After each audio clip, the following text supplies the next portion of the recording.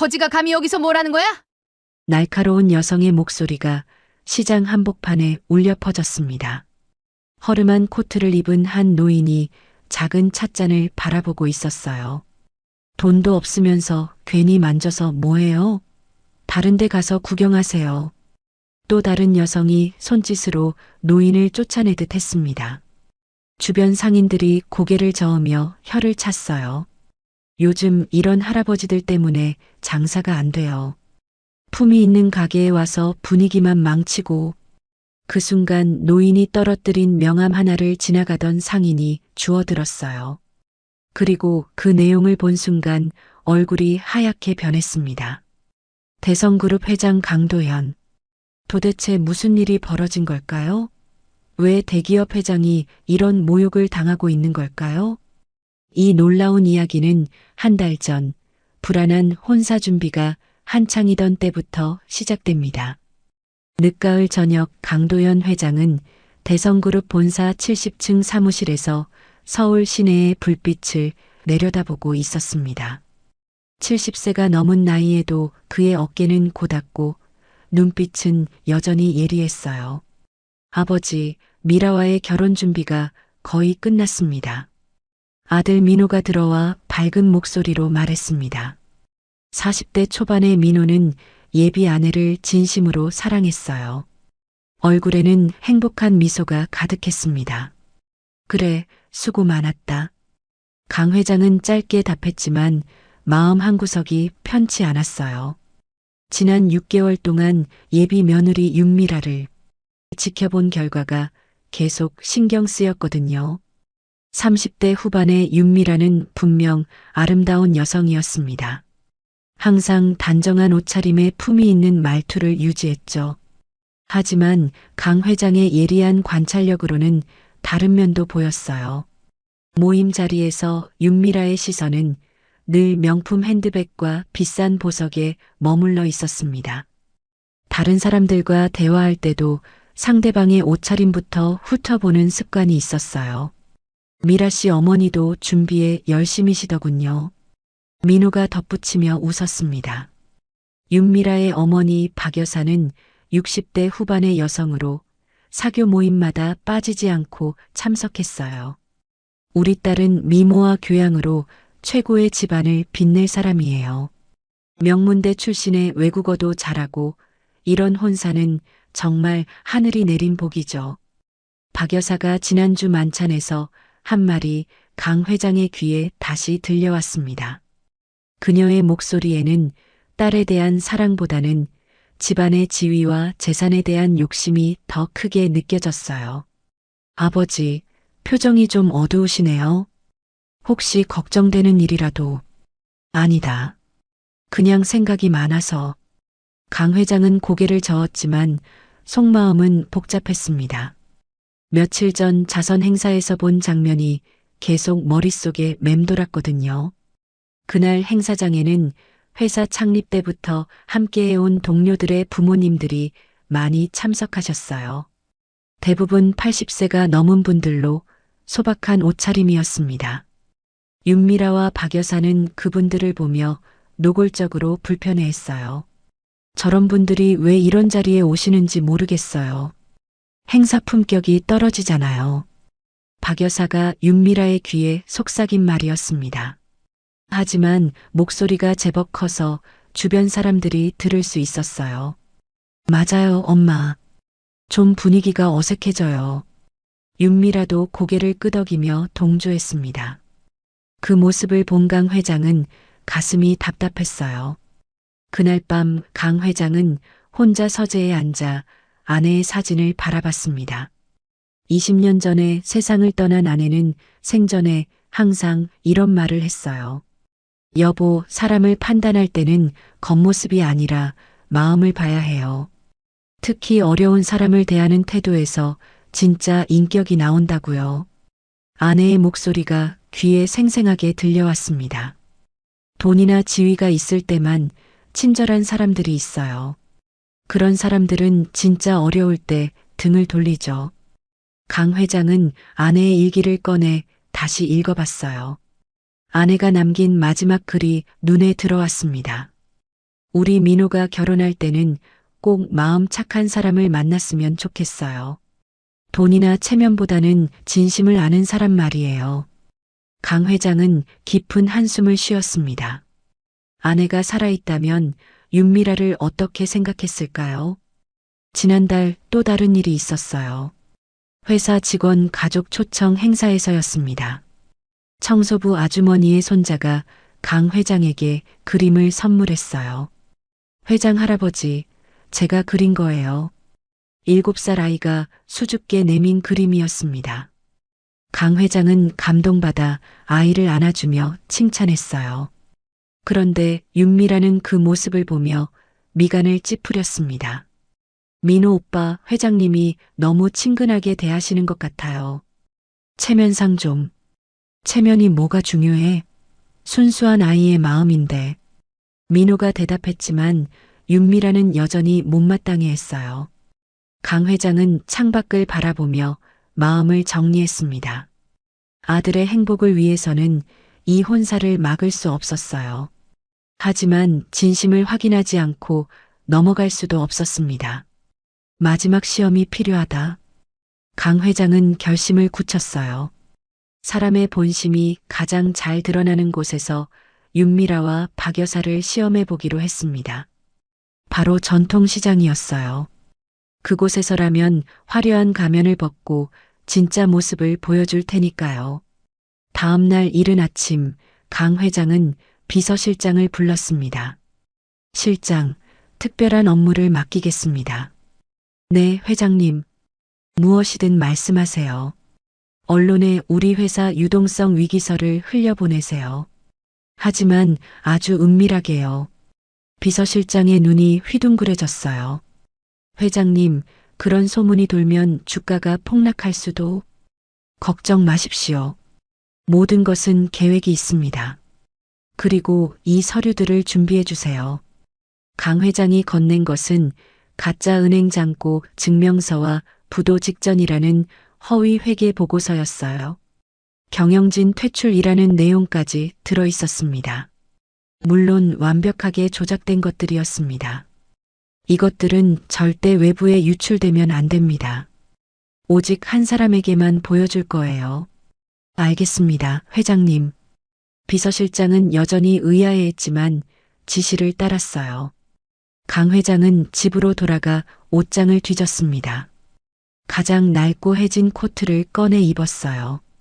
평소 반듯하게 빗어넘긴 머리도 일부러 흐트러뜨렸습니다.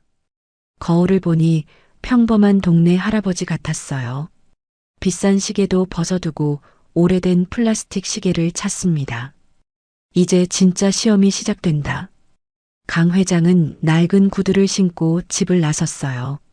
한편 서울 종로의 한 전통시장에서는 윤미라가 친정어머니 박 여사와 함께 바쁘게 움직이고 있었습니다. 미라야, 결혼 준비용 그릇들을 여기서 고르자. 어차피 하루 쓸 건데 굳이 백화점에서 비싸게 살 필요 있나? 박 여사가 실용적인 제안을 했어요. 윤미라도 고개를 끄덕였습니다. 맞아요, 엄마. 그래도 우리 품격에 맞는 것들로 골라야죠. 두 사람은 시장 안쪽의 작은 그릇 가게에서 상인과 협상했어요. 아줌마, 우리가 하루만 장사하게 해주세요. 결혼 준비용 물건들 사려고 하는데. 그래도 되겠어요? 그럼 자리세만 조금 받을게요. 친절한 상인 덕분에 윤미라와 박 여사는 가게 한쪽에 임시 판매대를 차릴 수 있었어요. 멀리서 이 모습을 지켜보던 강 회장은 신문을 펼쳐들고 벤치에 앉았습니다. 예비 며느리의 진짜 모습을 확인할 시간이었어요. 오전 10시쯤 시장에 손님들이 하나둘 늘어나기 시작했습니다. 첫 번째 손님은 깔끔한 양복을 입은 중년 남성이었어요. 명품 가방을 든 부인과 함께 윤미라의 임시 가게로 다가왔습니다. 혹시 이 찻잔 세트 얼마인가요? 아, 네. 좋은 눈 가지셨어요. 이건 정말 품질 좋은 도자기예요. 윤미라의 얼굴에 환한 미소가 피어났습니다. 마치 백화점 직원처럼 정성스럽게 설명했어요. 원래는 5만 원인데 특별히 4만 원에 드릴게요. 포장도 예쁘게 해드릴 테니까요. 감사합니다. 정말 친절하시네요. 양복 입은 손님은 만족스러워하며 돈을 건넸어요. 윤미라는 정말 정성스럽게 포장지로 싸주며 몇 번이나 인사했습니다. 다음에 또 오세요. 좋은 물건들 많이 준비해 놓을게요. 박 여사도 옆에서 화사한 미소를 지으며 손님을 배웅했어요. 역시 우리 딸은 장사 솜씨가 있어. 손님 응대가 완벽하다. 그런데 양복 입은 손님이 채 멀어지기도 전에 작업복을 입은 아저씨가 같은 찻잔을 가리켰어요.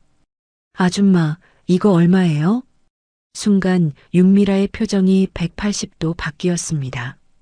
방금 전에 친절한 미소는 온데간데 없이 사라졌어요. 그건 7만 원이에요. 같은 찻잔이었는데 가격이 3만 원이나 올랐습니다. 작업복 차림의 손님은 고개를 저으며 발걸음을 돌렸어요. 너무 비싸네요. 비싸긴요. 품질 생각하면 싼 거예요. 윤미라가 차갑게 대답했습니다. 강 회장은 멀리서 이 광경을 지켜보며 가슴이 답답해졌어요. 예상한 일이지만 직접 보니 더욱 씁쓸했습니다. 박 여사가 옆에서 혀를 찼어요. 요즘 이런 사람들이 너무 많아서 장사가 안 돼. 돈도 없으면서 괜히 와서 시간만 잡아먹고.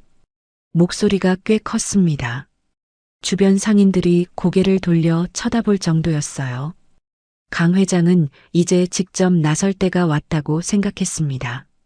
점심시간이 가까워지자 시장은 더욱 붐볐습니다.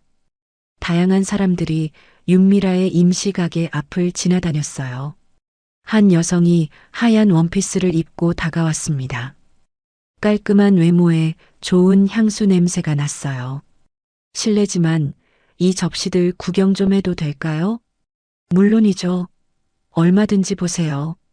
윤미라는 즉시 밝은 미소를 지으며 접시를 하나하나 보여줬습니다. 이건 수입 도자기예요. 집들이 선물로 정말 좋죠. 원래 3만 원인데 특별히 2만 5천 원에 드릴게요. 정말요? 감사해요. 포장도 해주시나요? 당연하죠. 예쁘게 포장해 드릴게요. 윤미라는 정성스럽게 포장지를 골라 예쁘게 싸주었어요. 리본까지 달아주며 서비스를 아끼지 않았습니다. 다음에 또 오세요. 더 좋은 물건들로 준비해 놓을게요. 네, 꼭 올게요. 너무 친절하세요. 원피스 입은 여성이 만족스럽게 돌아갔습니다. 박 여사가 딸을 칭찬했어요. 역시 우리 미라는 품격 있는 손님들한테는 완벽하게 대하는구나. 그런데 바로 그때 지팡이를 짚은 할머니가 천천히 다가왔습니다. 낡은 한복을 입고 허리가 굽은 모습이었어요. 할머니가 조심스럽게 같은 접시를 집어들었습니다. 이게 얼마나 하나요? 윤미라의 얼굴이 순식간에 굳어졌어요. 방금 전의 친절함은 어디로 갔는지 차가운 시선으로 할머니를 바라봤습니다. 그건 만지시면 안 돼요. 비싸거든요. 얼마나 하는지만 물어봐도 5만 원이에요. 아니, 6만 원. 같은 접시를 방금 전에는 2만 5천 원에 팔았는데 할머니에게는 2배가 넘는 가격을 불렀어요. 할머니는 놀라며 손을 뒤로 빼셨습니다. 그렇게 비싸군요. 죄송해요. 비싸긴요. 이런 좋은 물건값이 그렇죠. 박 여사가 옆에서 냉정하게 말했어요. 할머니, 이런 데서는 눈으로만 보시는 게 좋을 것 같아요. 깨뜨리시면 물어내셔야 하거든요. 할머니는 마음이 상한 듯 고개를 숙이며 자리를 떠났습니다. 주변 상인들이 이 광경을 보며 수군거렸어요. 저런 태도가 어디 있나? 같은 물건인데 손님마다 가격이 다르네. 할머니께 저렇게 대해도 되나? 하지만 윤미라와 박 여사는 전혀 개의치 않았어요. 오히려 더 당당한 표정을 지었습니다. 요즘 세상이 왜 이런지 모르겠어요. 사지도 못할 거면서 괜히 와서 만지고. 박 여사가 큰 소리로 불평했습니다. 그때 운동복을 입은 젊은 남성이 다가왔어요. 깔끔해 보이는 외모였습니다. 안녕하세요. 혹시 저 화분 얼마인가요? 아, 네. 이건 정말 좋은 화분이에요. 윤미라는 다시 환한 미소를 지었습니다. 원래 4만 원인데 3만 원에 드릴게요. 흙도 좋은 걸로 넣어 드릴게요. 감사합니다. 그럼 하나 주세요. 젊은 남성이 돈을 건네자 윤미라는 정성스럽게 포장했어요. 그런데 그 남성이 떠나기도 전에 허름한 옷을 입은 아저씨가 같은 화분을 가리켰습니다. 저것도 같은 건가요? 윤미라의 표정이 또 바뀌었어요. 그건 비싸요. 7만 원이에요. 아까 그 손님한테는 3만 원이라고 하셨는데요. 아저씨가 당황하며 물었습니다. 그건 특별 할인이었어요. 원래 가격은 7만 원이라고요. 그럼 저한테도 할인 안 해주시나요? 할인은 VIP 손님들한테만 해드려요. 박 여사가 옆에서 거드름을 피웠어요. 아저씨, 이런 좋은 물건은 그에 맞는 분들이 사는 거예요. 이해하시죠? 허름한 아저씨는 기분 나쁜 표정으로 자리를 떠났습니다. 강 회장은 멀리서 이 모든 장면을 지켜보며 주먹을 꽉 쥐었어요. 가슴이 답답하고 화가 치밀어 올랐습니다. 이제 직접 나서서 마지막 확인을 할 시간이었어요. 오후 2시경 강 회장은 천천히 윤미라의 임시 가게로 걸어갔습니다. 일부러 등을 구부정하게 하고 느릿느릿 걸었어요. 가게 앞에 도착한 강 회장은 조심스럽게 작은 찻잔을 집어들었습니다. 실례합니다. 이거 얼마죠?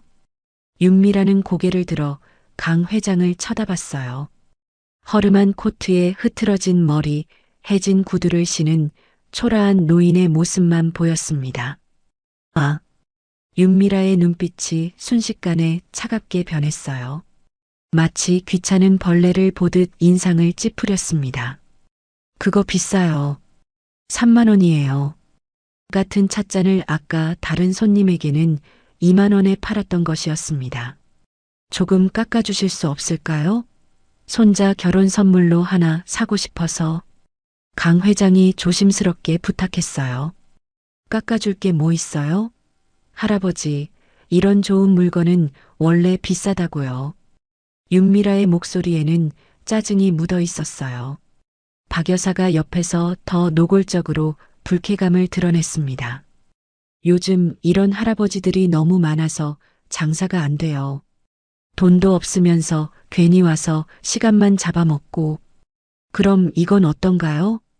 강 회장이 더 작은 접시를 가리켰습니다. 그것도 비싸요. 2만 원이에요. 윤미라는 아예 강 회장을 쳐다보지도 않고 대답했어요. 어차피 사지도 못할 거면서 왜 계속 만져요? 다른 손님들 장사에 방해되잖아요. 박 여사의 말이 점점 독해졌습니다. 저기 혹시 할인? 할인은 없어요. 돈 있는 손님들만 상대해요. 윤미라가 손으로 강 회장을 제지했습니다. 할아버지, 여기서 맴돌지 말고 다른 데 가보세요. 우리는 바빠요. 그때 박 여사가 더욱 모욕적인 말을 했어요. 진짜 요즘 이런 몰골로 다니는 사람들은 시장에도 못 들어오게 해야 해요. 품위 있는 가게에 와서 분위기 망치고. 주변 상인들이 이 광경을 지켜보며 고개를 저었습니다. 아니, 저게 뭐야?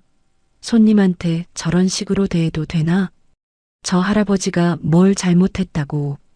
참 보기 민망하네. 하지만 윤미라와 박 여사는 주변 시선을 전혀 신경 쓰지 않았어요. 강 회장은 잠시 서성거리다가 일부러 명함을 하나 떨어뜨렸습니다. 대성그룹 회장 강도연이라고 적힌 명함이었어요. 하지만 윤미라와 박 여사는 바닥에 떨어진 명함을 보지도 않았습니다.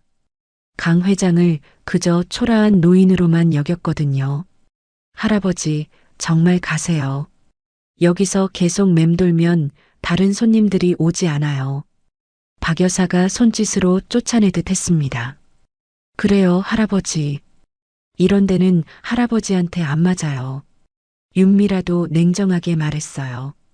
강 회장은 마음속으로 깊은 한숨을 쉬며 천천히 자리를 떠났습니다. 그 순간 시장 한쪽에서 지켜보던 상인이 떨어진 명함을 주워들었어요. 이거 대성그룹. 상인의 눈이 휘둥그레졌습니다. 하지만 강 회장은 이미 멀어진 뒤였어요. 윤미라와 박 여사는 여전히 모르고 있었습니다. 방금 전 자신들이 무시하고 쫓아낸 사람이 바로 예비사위의 아버지라는 것을. 엄마, 오늘 정말 이상한 사람들이 많이 왔네요. 그러게 말이야. 돈도 없으면서 좋은 물건만 보려고 하고 앞으로는 손님을 더 잘 골라서 받아야겠어요. 두 사람은 전혀 반성하지 않았어요. 오히려 자신들이 옳다고 생각했습니다. 멀리서 명함을 주운 상인이 다가왔어요. 아주머니들, 혹시 아까 그 할아버지 아세요? 아니요, 모르는 사람이에요. 왜요? 이 명함이 그분 것 같은데. 상인이 명함을 보여주자 윤미라와 박 여사의 얼굴이 하얗게 변했습니다. 이게 뭐예요? 대성그룹 회장님 명함인 것 같은데요. 윤미라는 명함을 받아들고 손이 덜덜 떨렸어요.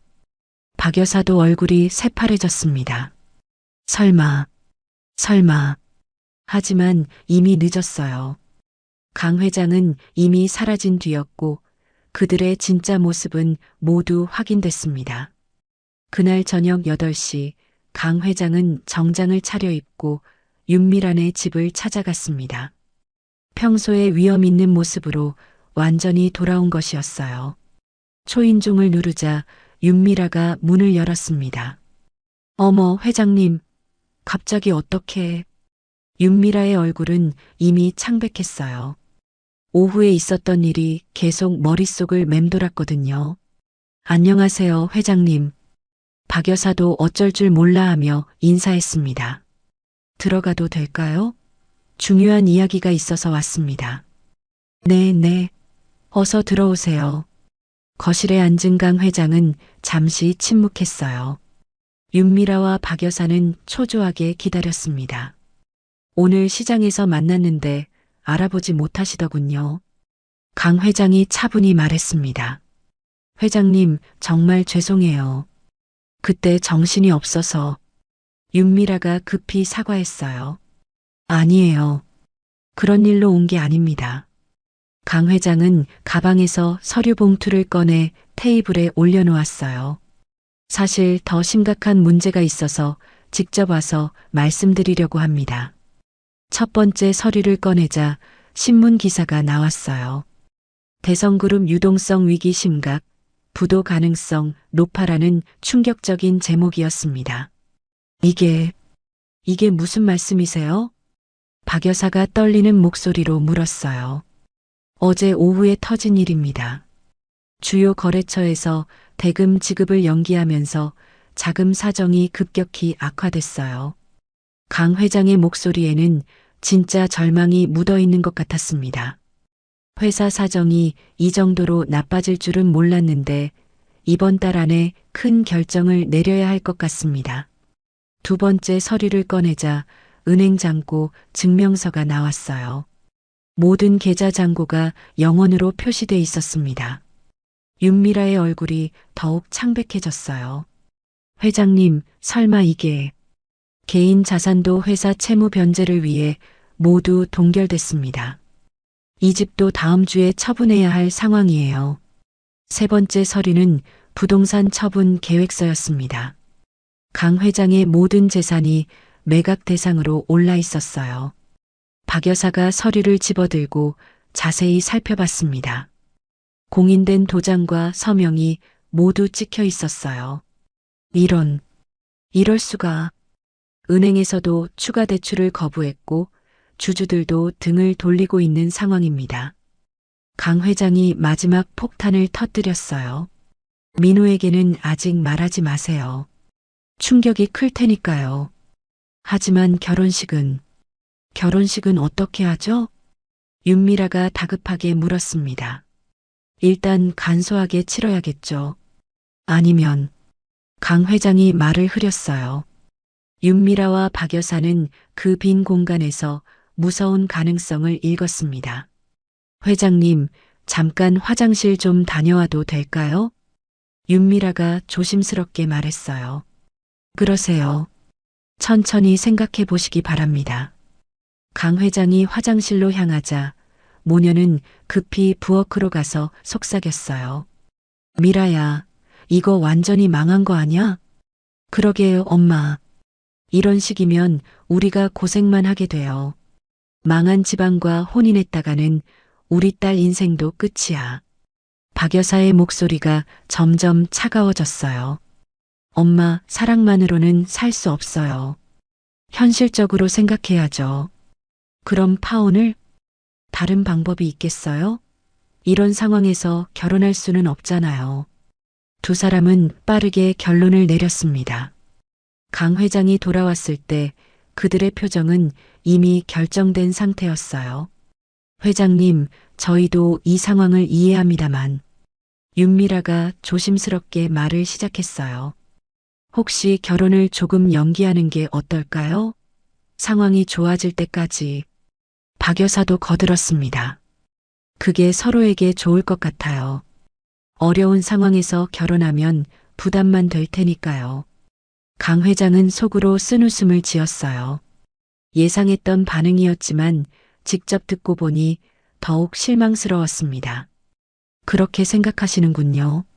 죄송해요, 회장님. 하지만 현실적으로. 알겠습니다.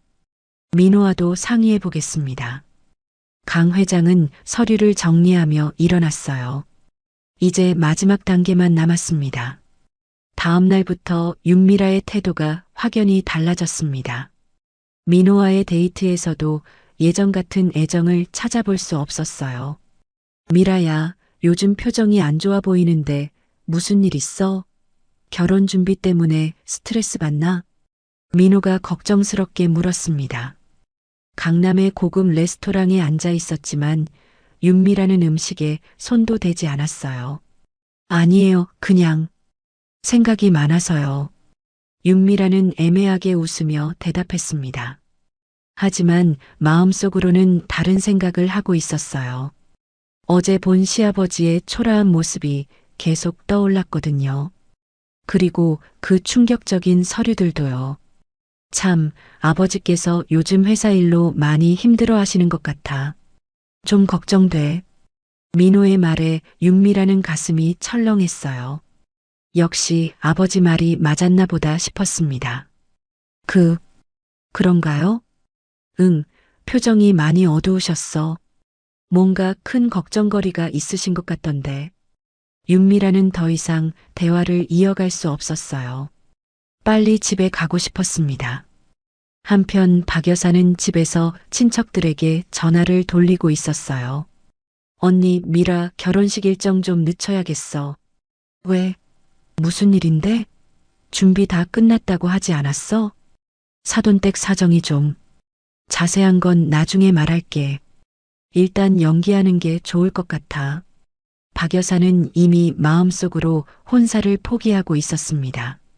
언니, 솔직히 말하면 요즘 대기업들도 믿을 게 못 되더라고. 하루아침에 망하는 경우가 얼마나 많은데. 그래도 대성그룹이잖아. 그렇게 쉽게 망하겠어? 몰라, 언니. 망한 집안과 혼인했다가는 우리 딸 인생도 망하잖아. 박 여사는 이제 아예 노골적으로 본심을 드러냈어요. 며칠 후 박 여사는 시장에 나가 주변 상인들에게도 넌지시 상황을 흘렸습니다. 요즘 대기업 사장들도 믿을 게 못 되더라고요. 겉으로는 멀쩡해 보여도 속으로는 빚더미인 경우가 많다고 하던데. 무슨 말씀이세요? 그냥 하는 말이에요. 요즘 세상이 그렇다는 거지. 그래도 강 회장님은 좋은 분 같던데요. 어려운 사람들도 잘 도와주시고. 시장 상인이 말했지만 박 여사는 코웃음을 쳤어요. 좋은 사람이 뭐가 중요해요? 돈이 있어야 좋은 사람 소리를 듣는 거지. 돈 없으면 아무것도 아니에요. 그래도 인품이 더 중요하지 않나요? 인품으로 밥 먹고 살 수 있나요? 현실을 모르시는군요. 박 여사의 말을 들은 상인들은 고개를 저었습니다. 저 양반이 원래 저런 사람이었나? 돈만 보는 사람이었구나. 한편 민호는 아버지를 찾아가 고민을 털어놨어요. 아버지, 미라가 요즘 너무 이상해요. 만날 때마다 뭔가 피하는 것 같고 대화도 잘 안 되고. 그런가? 결혼 전이니까 긴장하는 모양이다. 강 회장은 여전히 침묵을 지켰습니다. 아들이 직접 진실을 깨닫기를 기다리고 있었어요. 혹시 회사 상황 때문에 미라가 부담스러워하는 건 아닐까요? 그럴 수도 있겠다. 하지만 민호야, 진짜 사랑한다면 어려울 때 더 의지가 되어줘야 하는 거 아닌가? 맞는 말씀이에요. 하지만 미라는 그런 사람이 아니에요. 분명 다른 이유가 있을 거예요. 민호는 아직도 윤미라를 믿고 싶어 했어요. 그날 밤 윤미라는 어머니와 마지막 상의를 했습니다. 엄마, 정말 이대로 파혼하는 게 맞을까요? 민호 오빠는 정말 좋은 사람인데. 미라야, 좋은 사람이라고 다 결혼할 수 있는 건 아니야. 현실을 봐야지. 하지만 사랑하는데. 사랑만으로 살 수 있나? 돈 없으면 사랑도 금방 식어. 가난한 집안으로 시집가서 고생하는 딸 보면서 엄마가 얼마나 마음 아프겠어. 박 여사의 말이 점점 강해졌어요. 차라리 처음부터 깔끔하게 정리하자. 쓸모없는 늙은이하고 엮여서 뭘 하겠어. 엄마, 그런 말씀은. 왜? 사실이잖아. 이제 우리 인생에서 빼야지, 그런 사람들. 모녀의 대화는 점점 노골적으로 변해갔습니다. 민호 오빠한테는 뭐라고 말하죠? 솔직하게 말해. 경제적 기반 없이는 결혼할 수 없다고. 상처받을 텐데. 상처는 잠깐이야. 평생 가난하게 사는 것보다 낫지. 하지만 그들이 모르는 것이 있었어요. 이 모든 대화가 은밀히 녹음되고 있다는 사실을. 강 회장의 마지막 시험이 막바지에 다다르고 있었습니다. 이틀 후 강 회장은 대성그룹 본사에서 긴급 기자회견을 열었습니다. 평소보다 더 정중한 검은색 정장을 입고 머리를 반듯하게 빗었어요. 대회의실에는 주요 일간지와 방송사 기자들이 가득 모여들었습니다. 평소에 보기 드문 규모였어요. 오늘 중요한 발표가 있다고 들었는데 혹시 회사 위기설과 관련된 건가요? 부도설이 사실인지 확인해 주세요. 후계 구도에 변화가 있는 건가요? 기자들의 질문이 쏟아졌습니다. 강 회장은 차분히 자리에 앉아 마이크를 켰어요. 오늘 여러분들께 매우 특별한 이야기를 들려드리겠습니다. 그리고 그에 관한 증거도 함께 공개하겠습니다. 대형 스크린이 켜지면서 영상이 재생되기 시작했어요. 바로 며칠 전 시장에서 몰래 촬영한 영상이었습니다. 첫 번째 장면에서는 윤미라가 깔끔한 양복 차림의 손님에게 환하게 미소 지으며 친절히 대하는 모습이 나왔어요. 이 찻잔 정말 좋은 거예요. 특별히 할인해서 4만 원에 드릴게요. 정성스럽게 포장하며 인사하는 모습까지 선명했습니다. 그 다음에는 작업복을 입은 손님이 같은 찻잔을 물어볼 때의 장면이 이어졌어요. 그건 7만 원이에요. 비싸긴 하지만 품질이 좋거든요. 차가운 표정으로 대하는 윤미라의 모습이 대조적으로 보였습니다. 기자들이 웅성거리기 시작했어요. 이어서 더 충격적인 장면들이 나왔습니다. 허름한 할머니에게 물건을 만지지 말라고 하는 장면, 작업복 차림의 손님을 노골적으로 무시하는 장면들이 연속으로 재생됐어요. 그거 만지지 마세요. 깨뜨리시면 물어내셔야 해요. 살 형편도 안 되면서 괜히 만져서 뭐해요? 윤미라와 박 여사의 목소리가 회의실에 선명하게 울려 퍼졌습니다. 그리고 마침내 강 회장이 허름한 차림으로 다가갔을 때의 결정적 장면이 나왔어요. 할아버지, 여기서 맴돌지 말고 다른 데 가보세요. 요즘 이런 몰골로 다니는 사람들은 시장에도 못 들어오게 해야 해요. 박 여사의 독설이 그대로 녹음되어 있었습니다. 회의실이 조용해졌어요. 모든 사람들이 충격에 빠진 것 같았습니다. 이 영상의 주인공은 제 아들의 예비 아내와 그 어머니입니다. 강 회장의 목소리가 단호했습니다. 그리고 여기 더 충격적인 녹음 파일이 있습니다. 이번에는 윤미라와 박 여사가 집에서 나눈 대화가 재생됐어요. 망한 집안과 혼인했다가는 우리 딸 인생도 끝이에요. 돈 없으면 사랑도 소용없어요. 현실을 봐야죠. 쓸모없는 늙은이, 이제 우리 인생에서 빼야지. 마지막 문장이 나왔을 때 회의실 안이 술렁거렸습니다. 기자들이 서로 놀란 눈빛을 주고받았어요.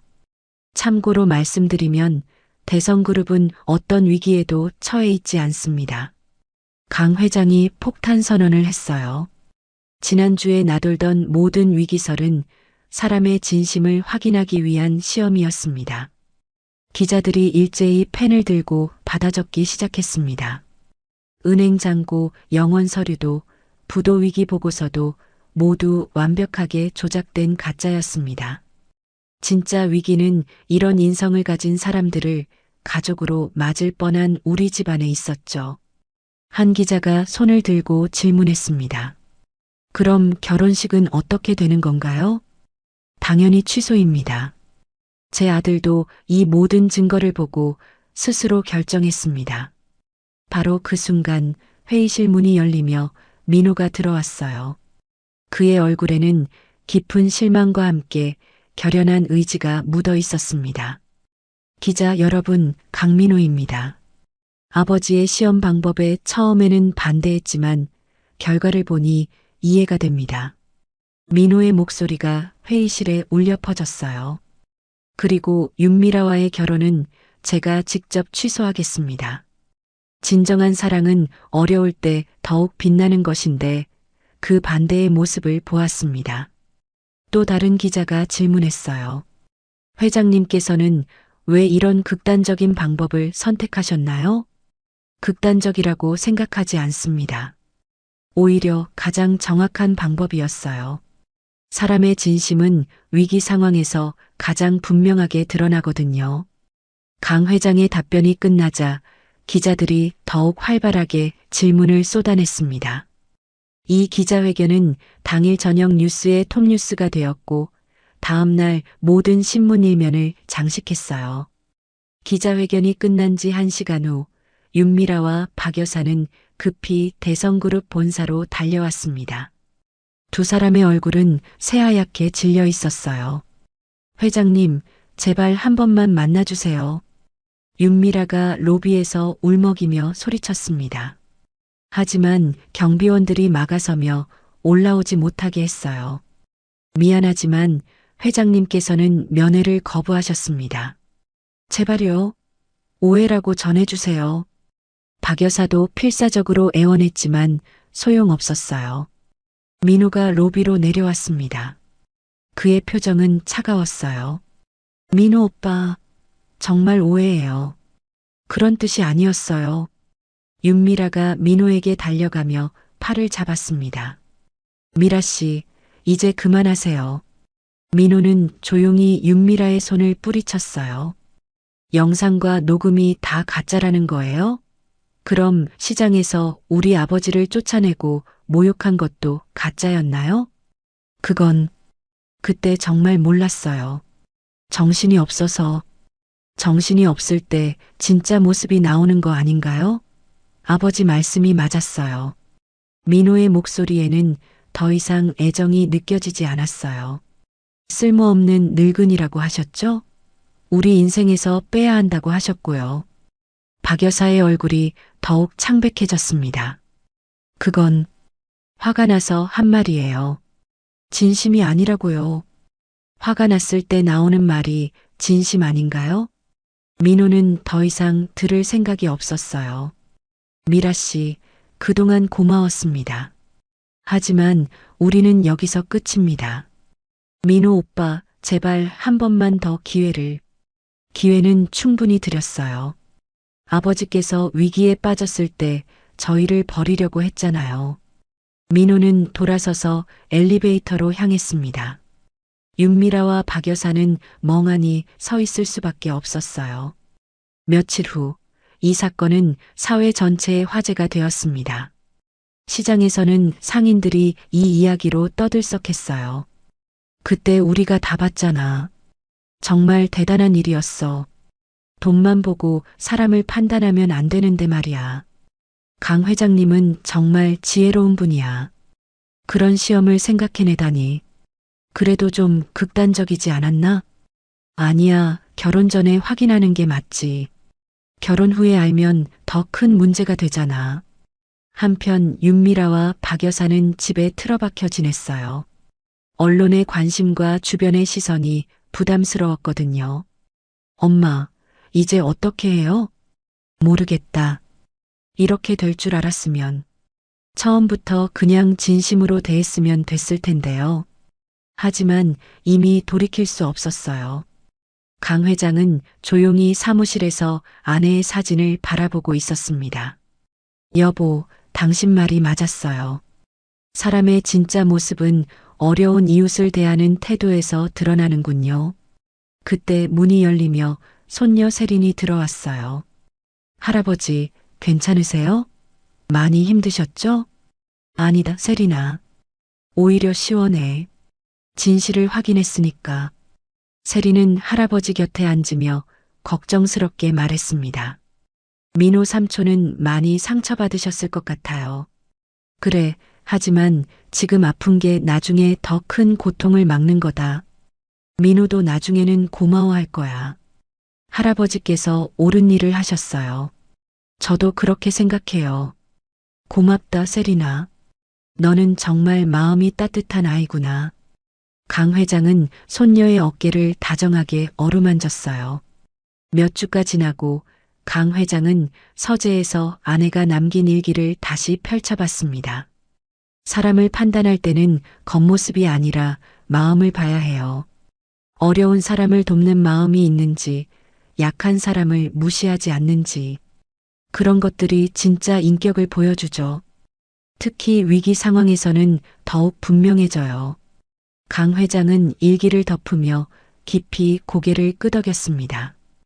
아내의 지혜 덕분에 큰 실수를 막을 수 있었어요. 민호도 며칠 후 아버지를 찾아왔습니다.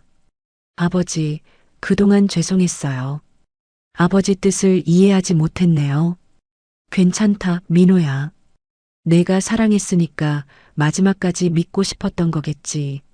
앞으로는 더 신중하게 사람을 만나겠어요. 그래, 진짜 사랑은 어려울 때 더욱 빛나는 법이다. 그런 사람을 만나거라. 부자는 서로를 이해하며 화해했어요. 창밖으로는 따뜻한 봄 햇살이 비치고 있었습니다. 대성그룹은 여전히 굳건했고 진실을 아는 사람들과 함께하는 새로운 시작을 준비하고 있었어요. 강 회장은 마음이 평온했습니다. 사람의 진심을 제대로 확인했고 아들도 올바른 선택을 했으니까요. 그날 저녁 강 회장은 세린과 함께 조용한 저녁 식사를 했습니다. 할아버지, 앞으로 회사는 어떻게 하실 거예요? 세린이 조심스럽게 물었어요. 진심을 아는 사람들과 함께 계속 이어나갈 거다. 너도 그중 하나고. 세린의 눈에 기쁨이 어렸습니다. 할아버지께서 보여주신 것처럼 저도 사람을 겉모습이 아니라 마음으로 판단하는 사람이 되고 싶어요. 그래, 세린아. 그게 바로 진짜 교육이다. 강 회장은 흐뭇하게 미소 지었어요. 며칠 후 시장에서 강 회장을 알아본 상인들이 반갑게 인사했습니다. 회장님, 그때 정말 대단하셨어요. 저희도 다 봤거든요. 그 두 사람이 얼마나 심하게 굴었는지. 앞으로는 더 조심해야겠어요. 사람을 외모로 판단하면 안 되겠더라고요. 강 회장은 따뜻하게 대답했어요. 여러분들이 있었기 때문에 진실을 확인할 수 있었습니다. 고맙습니다. 시장은 여전히 활기찼고 사람들은 서로를 더욱 따뜻하게 대하고 있었어요. 한 달 후, 민호는 새로운 만남을 시작했습니다. 이번에는 시장에서 자원봉사를 하는 소박하고 착한 여성이었어요. 강 회장도 마음에 들어 했습니다. 아버지, 이번에는 정말 좋은 사람인 것 같아요. 그래, 진심은 행동에서 나타나는 법이다. 부자는 서로 웃으며 이야기를 나눴어요. 윤미라와 박 여사는 결국 조용히 다른 지역으로 이사를 갔습니다. 더 이상 서울에서 생활하기 어려웠거든요. 강 회장은 아내의 사진 앞에서 마지막 인사를 올렸습니다. 여보, 당신이 가르쳐 준 대로 했어요. 사람의 진심을 확인하는 방법을요. 민호도 이제 제대로 된 사람을 만날 거예요. 사진 속 아내는 여전히 따뜻하게 미소 짓고 있었어요. 대성그룹은 더욱 단단해졌고 진정한 가족의 의미를 깨달은 강 회장은 평온한 일상을 되찾았습니다. 그리고 무엇보다 중요한 것은 사람을 판단하는 진짜 기준을 확인했다는 것이었어요. 따뜻한 봄날, 강 회장은 손녀 세린과 함께 시장을 걸었습니다. 상인들의 밝은 인사를 받으며 그는 진정한 행복이 무엇인지 다시 한번 깨달았어요. 진심은 어려울 때 드러나고 진짜 사랑은 위기 속에서 더욱 빛난다는 것을, 그리고 그런 사람들과 함께하는 삶이 가장 소중하다는 것을요. 3개월이 지난 어느 봄날, 강 회장은 다시 그 전통시장을 찾았습니다. 이번에는 평상복을 입고 당당하게 걸었어요. 어머, 회장님, 어서 오세요. 그때 윤미라의 자리에 있었던 상인 아주머니가 반갑게 인사했습니다. 그날 일은 정말 잘하셨어요. 저희도 다 지켜봤거든요. 고맙습니다. 덕분에 좋은 결과가 있었어요. 강 회장은 진심으로 감사 인사를 했어요. 시장 곳곳에서 상인들이 모여들었습니다. 모두 그날의 일을 기억하고 있었거든요. 회장님, 그 여자들 어떻게 됐어요? 한 상인이 궁금해하며 물었습니다. 조용히 다른 곳으로 이사 갔다고 들었어요. 아들 결혼은 물론 취소됐고요. 당연하죠. 그런 사람들이랑 가족이 될 수는 없잖아요. 상인들이 고개를 끄덕였어요. 회장님, 그런데 아드님은 괜찮으세요? 처음에는 상처받았지만 지금은 오히려 고마워해요. 진실을 미리 알게 돼서 다행이라고 하더군요. 강 회장의 얼굴에 흐뭇한 미소가 떠올랐습니다. 그때 한 할머니가 조심스럽게 다가왔어요. 회장님, 그날 제가 그 아가씨한테 쫓겨난 할머니예요. 강 회장은 즉시 할머니를 알아봤습니다. 아, 그때 그 일로 정말 죄송했어요. 아니에요, 회장님. 덕분에 좋은 구경했어요. 세상에 그런 일도 있구나 싶더라고요. 할머니는 웃으며 말했어요. 그런데 말이에요. 그때 그 아가씨가 저한테 한 말 때문에 며칠 동안 잠을 못 잤어요. 정말 미안합니다. 아니에요. 오히려 고맙죠. 그 일 때문에 우리 손자가 더 착해졌거든요. 할머니의 뜻밖의 말에 강 회장이 놀랐어요. 손자가요? 네, 그 일 이야기를 들은 손자가 앞으로는 할머니한테 더 잘할 거라고 약속했어요. 그리고 다른 할머니, 할아버지들한테도 친절하게 대하겠다고 하더라고요. 강 회장은 가슴이 뭉클했습니다. 그의 시험이 예상치 못한 좋은 결과를 낳은 것이었어요. 그렇다면 정말 다행이네요. 그날 회장님께서 보여주신 일이 우리 동네에 큰 교훈이 됐어요. 이제는 모든 사람을 똑같이 대해야 한다는 걸 다들 알게 됐거든요. 시장 상인들도 하나둘 거들었어요. 맞아요, 회장님. 요즘은 손님들 차별하는 상인이 없어졌어요. 그날 일이 워낙 충격적이었거든요. 우리도 반성하게 됐죠. 이제는 어떤 손님이 와도 똑같이 친절하게 대해요. 강 회장은 마음이 따뜻해졌어요. 자신의 행동이 이렇게 큰 변화를 가져올 줄은 몰랐거든요. 그때 민호가 한 여성과 함께 시장으로 들어왔습니다. 아버지, 민호가 반갑게 인사했어요. 옆에 있던 여성도 정중하게 고개를 숙였습니다. 안녕하세요, 회장님. 김수진이라고 합니다. 30대 중반의 수진은 소박하지만 따뜻한 인상의 여성이었어요.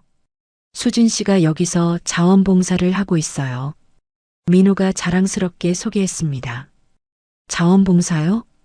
네, 어려운 할머니, 할아버지들 도시락 배달하는 일을 해요. 수진이 수줍게 대답했어요. 그리고 주말마다 무료 급식 봉사도 하고 있어요. 민호가 덧붙였습니다. 강 회장은 수진을 자세히 살펴봤어요. 비싼 옷이나 액세서리는 없었지만 눈빛이 맑고 따뜻했습니다. 좋은 일을 하고 계시는군요. 별거 아니에요. 그냥 제가 할 수 있는 일을 하는 거예요. 수진의 겸손한 대답에 강 회장은 마음에 들었어요. 그때 한 할아버지가 수진을 알아보며 다가왔습니다. 어머, 수진 씨, 여기서 뭐해요? 아, 할아버지, 안녕하세요. 수진이 밝게 인사했어요. 이분이 누구세요? 할아버지가 강 회장을 가리키며 물었습니다. 민호 씨 아버님이세요. 아, 그 유명한 강 회장님이시구나. 반갑습니다. 할아버지가 정중하게 인사했어요. 수진 씨는 정말 천사 같은 분이에요. 우리 같은 늙은이들 챙기느라 얼마나 고생하는지 몰라요. 그런가요? 강 회장이 관심 있게 물었습니다. 매일 도시락 가져다 주시고 아픈 데 있으면 병원까지 데려가 주시고 정말 고마운 분이에요. 할아버지의 칭찬에 수지는 얼굴이 빨개졌어요. 할아버지, 과찬이세요. 과찬이 아니야. 요즘 같은 세상에 이런 마음씨 가진 사람이 어디 있어? 강 회장은 수진을 보며 마음이 흐뭇해졌습니다. 윤미라와는 정반대의 사람이었어요. 수진 씨, 언제부터 봉사활동을 시작하셨어요? 3년 전부터요. 어머니가 돌아가시고 나서 시작했어요. 어머니가요?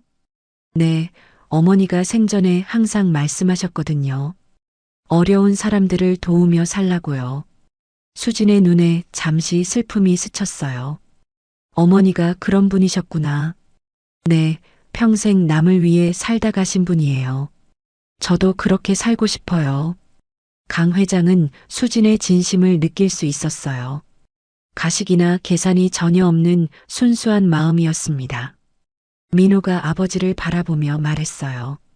아버지, 수진 씨는 제가 대성그룹 후계자라는 걸 모르고 만났어요. 정말요? 네, 그냥 시장에서 봉사하는 평범한 사람으로만 알고 있었거든요. 강 회장은 더욱 만족스러웠어요. 지위나 재산을 보고 접근한 게 아니라는 뜻이었으니까요. 수진 씨, 혹시 민호가 누군지 알고 나서 태도가 달라지지 않았나요? 강 회장이 조심스럽게 물었습니다. 아니요, 전혀요. 오히려 부담스러워했어요. 민호가 웃으며 대답했어요. 왜 그런 중요한 걸 미리 말하지 않았냐고 화내더라고요. 정말 놀랐어요. 그런 분이 왜 저 같은 사람이랑. 수진이 수줍게 말했어요. 강 회장은 수진의 순박함에 감동받았습니다. 이런 사람이야말로 진정한 며느리감이었어요. 수진 씨, 앞으로 자주 뵐 수 있겠네요. 네, 회장님. 잘 부탁드려요. 수진이 정중하게 인사했어요. 그날 강 회장은 마음이 한결 가벼워졌습니다. 아들이 드디어 진정한 사랑을 찾은 것 같았거든요. 시장을 떠나며 강 회장은 생각했어요. 그 힘들었던 시험이 결국 모든 사람에게 좋은 결과를 가져다 준 것 같다고요. 윤미라와 박 여사도 어디선가 반성하며 새로운 삶을 살고 있기를 바랐습니다. 그리고 수진 같은 진실한 사람과 함께하는 민호의 앞날이 행복하기를 기원했어요. 진정한 사랑과 진심은 이런 것이구나. 강 회장은 하늘나라의 아내에게 감사 인사를 올렸습니다. 청소부를 사돈으로 모시겠다고요? 군인 집안 체면이 있다고 했잖아요. 서울 한복판 고급 호텔 연회실에서 터져나온 모욕적인 고함 소리였습니다. 상견례 자리에 청소복 차림으로 나타난 신부 어머니를 향한 신랑 아버지의 분노였죠. 상견례 예법도 모르는 집안과는 인연을 맺을 수 없습니다. 하지만 그 순간 연회실 문이 열리며 두 명의 젊은 장교가 들어섰어요. 그들이 청소복 차림의 여성을 향해 정확한 각도로 거수경례를 하는 순간 모든 것이 뒤바뀌었습니다. 소장님, 과연 이 청소복 차림의 여성의 정체는 무엇이었을까요? 그리고 모욕을 퍼부었던 군인은 어떤 운명을 맞게 될까요? 이야기는 이 충격적인 상견례가 벌어지기 바로 그날부터 시작됩니다. 서울 용산구 한빛호텔 연회실에 오후 햇살이 부드럽게 스며들었습니다. 크림색 대리석 바닥과 화려한 크리스털 샹들리에가 고급스러운 분위기를 자아냈어요. 정갈하게 차려진 원목 테이블 위로 은은한 꽃향기가 퍼졌습니다. 신랑 측 아버지 박철민 대령이 가장 먼저 도착했어요. 55세의 그는 군복 대신 네이비 정장을 입었지만 곧게 편 어깨와 단정한 자세에서 30년 군 생활의 기품이 묻어났습니다. 연회실을 한 바퀴 둘러보며 만족스러운 표정을 지었어요. 역시 한빛 호텔이야. 장성들도 자주 오는 곳이라 격이 다르지. 박철민은 가슴을 펴며 중얼거렸습니다.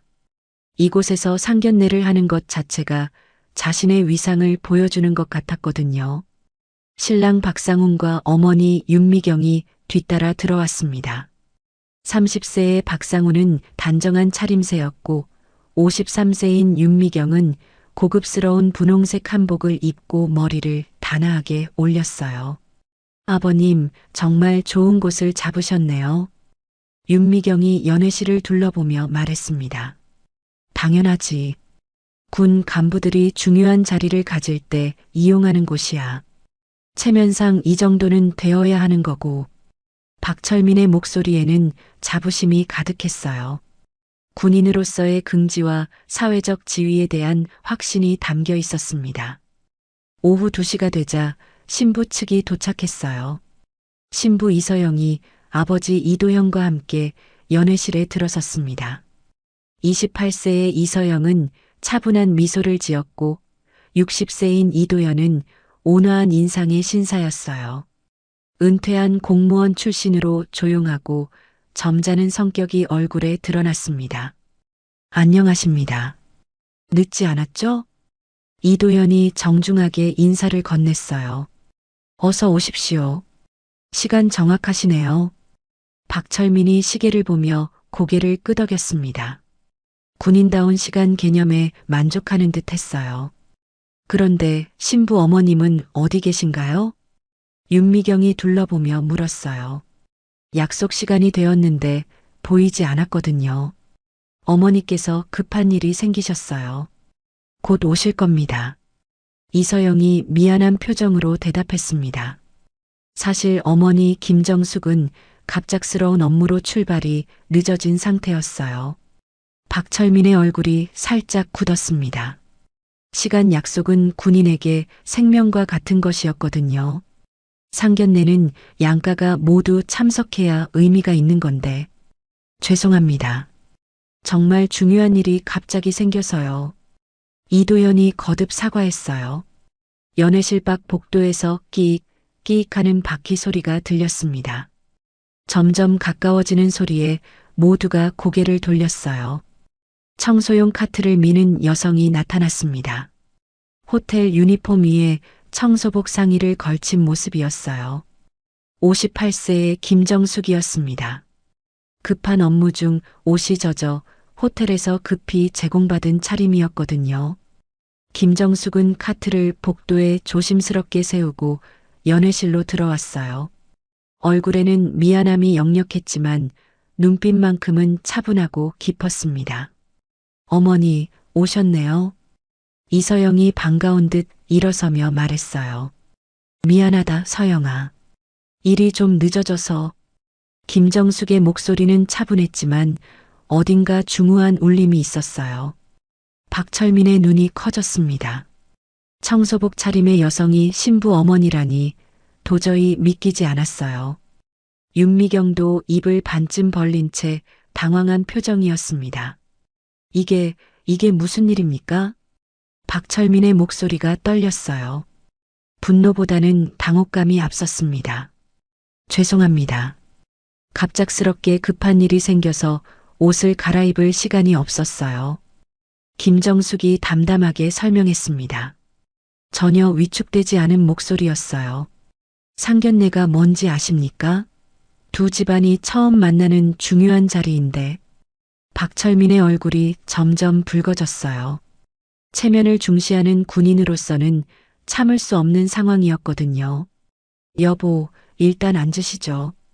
윤미경이 어색한 상황을 모면하려 했지만 목소리에 당황함이 역력했어요. 자, 자리부터 앉으시죠. 음식도 준비되어 있으니까. 이도현이 분위기를 수습하려 애썼어요. 하지만 박철민의 불쾌한 표정은 쉽게 풀어지지 않았습니다. 김정숙은 조용히 자리에 앉았어요. 청소복 차림이었지만 앉는 자세만큼은 당당했습니다. 등을 곧게 펴고 두 손을 무릎에 올린 모습에서 범상치 않은 기품이 느껴졌어요. 이런 복장으로 어떻게 해?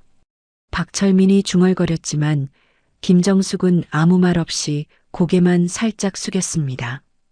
박상훈과 이서영은 어른들의 신경전을 보며 마음이 무거워졌어요. 행복해야 할 상견례가 이상한 분위기로 흘러가고 있었거든요. 연회실 밖에서는 호텔 매니저가 VIP 명단을 확인하고 있었어요. 김정숙의 이름이 특별관리 고객으로 등록되어 있었지만 보안상 이유로 함부로 알릴 수는 없는 상황이었습니다. 저분이 정말? 직원이 작은 소리로 물었어요. 쉿, 조용히 해. 절대 밖으로 새어나가면 안 돼. 매니저가 손짓으로 제지했습니다. 연회실 안의 분위기는 점점 얼어붙어 갔어요. 상견례는 이제 막 시작되었지만 벌써 아문이 드리워지고 있었습니다. 박철민은 석 달 전 타 군단에서 용산으로 전속 발령을 받았어요. 새로운 부대 환경에 적응하느라 바쁜 나날을 보내고 있었습니다. 참모장급 인사 발령 명령서는 서류로만 받아봤을 뿐 실제 얼굴을 본 적은 없었어요. 우리 부대는 다른 곳과 달라. 규율이 엄격하고 전통을 중시하지. 박철민이 가슴을 펴며 자랑스럽게 말했어요. 신임 부대에 대한 자부심이 가득했습니다. 장성분들도 자주 오시나요? 이도현이 관심 있게 물었어요. 그럼요.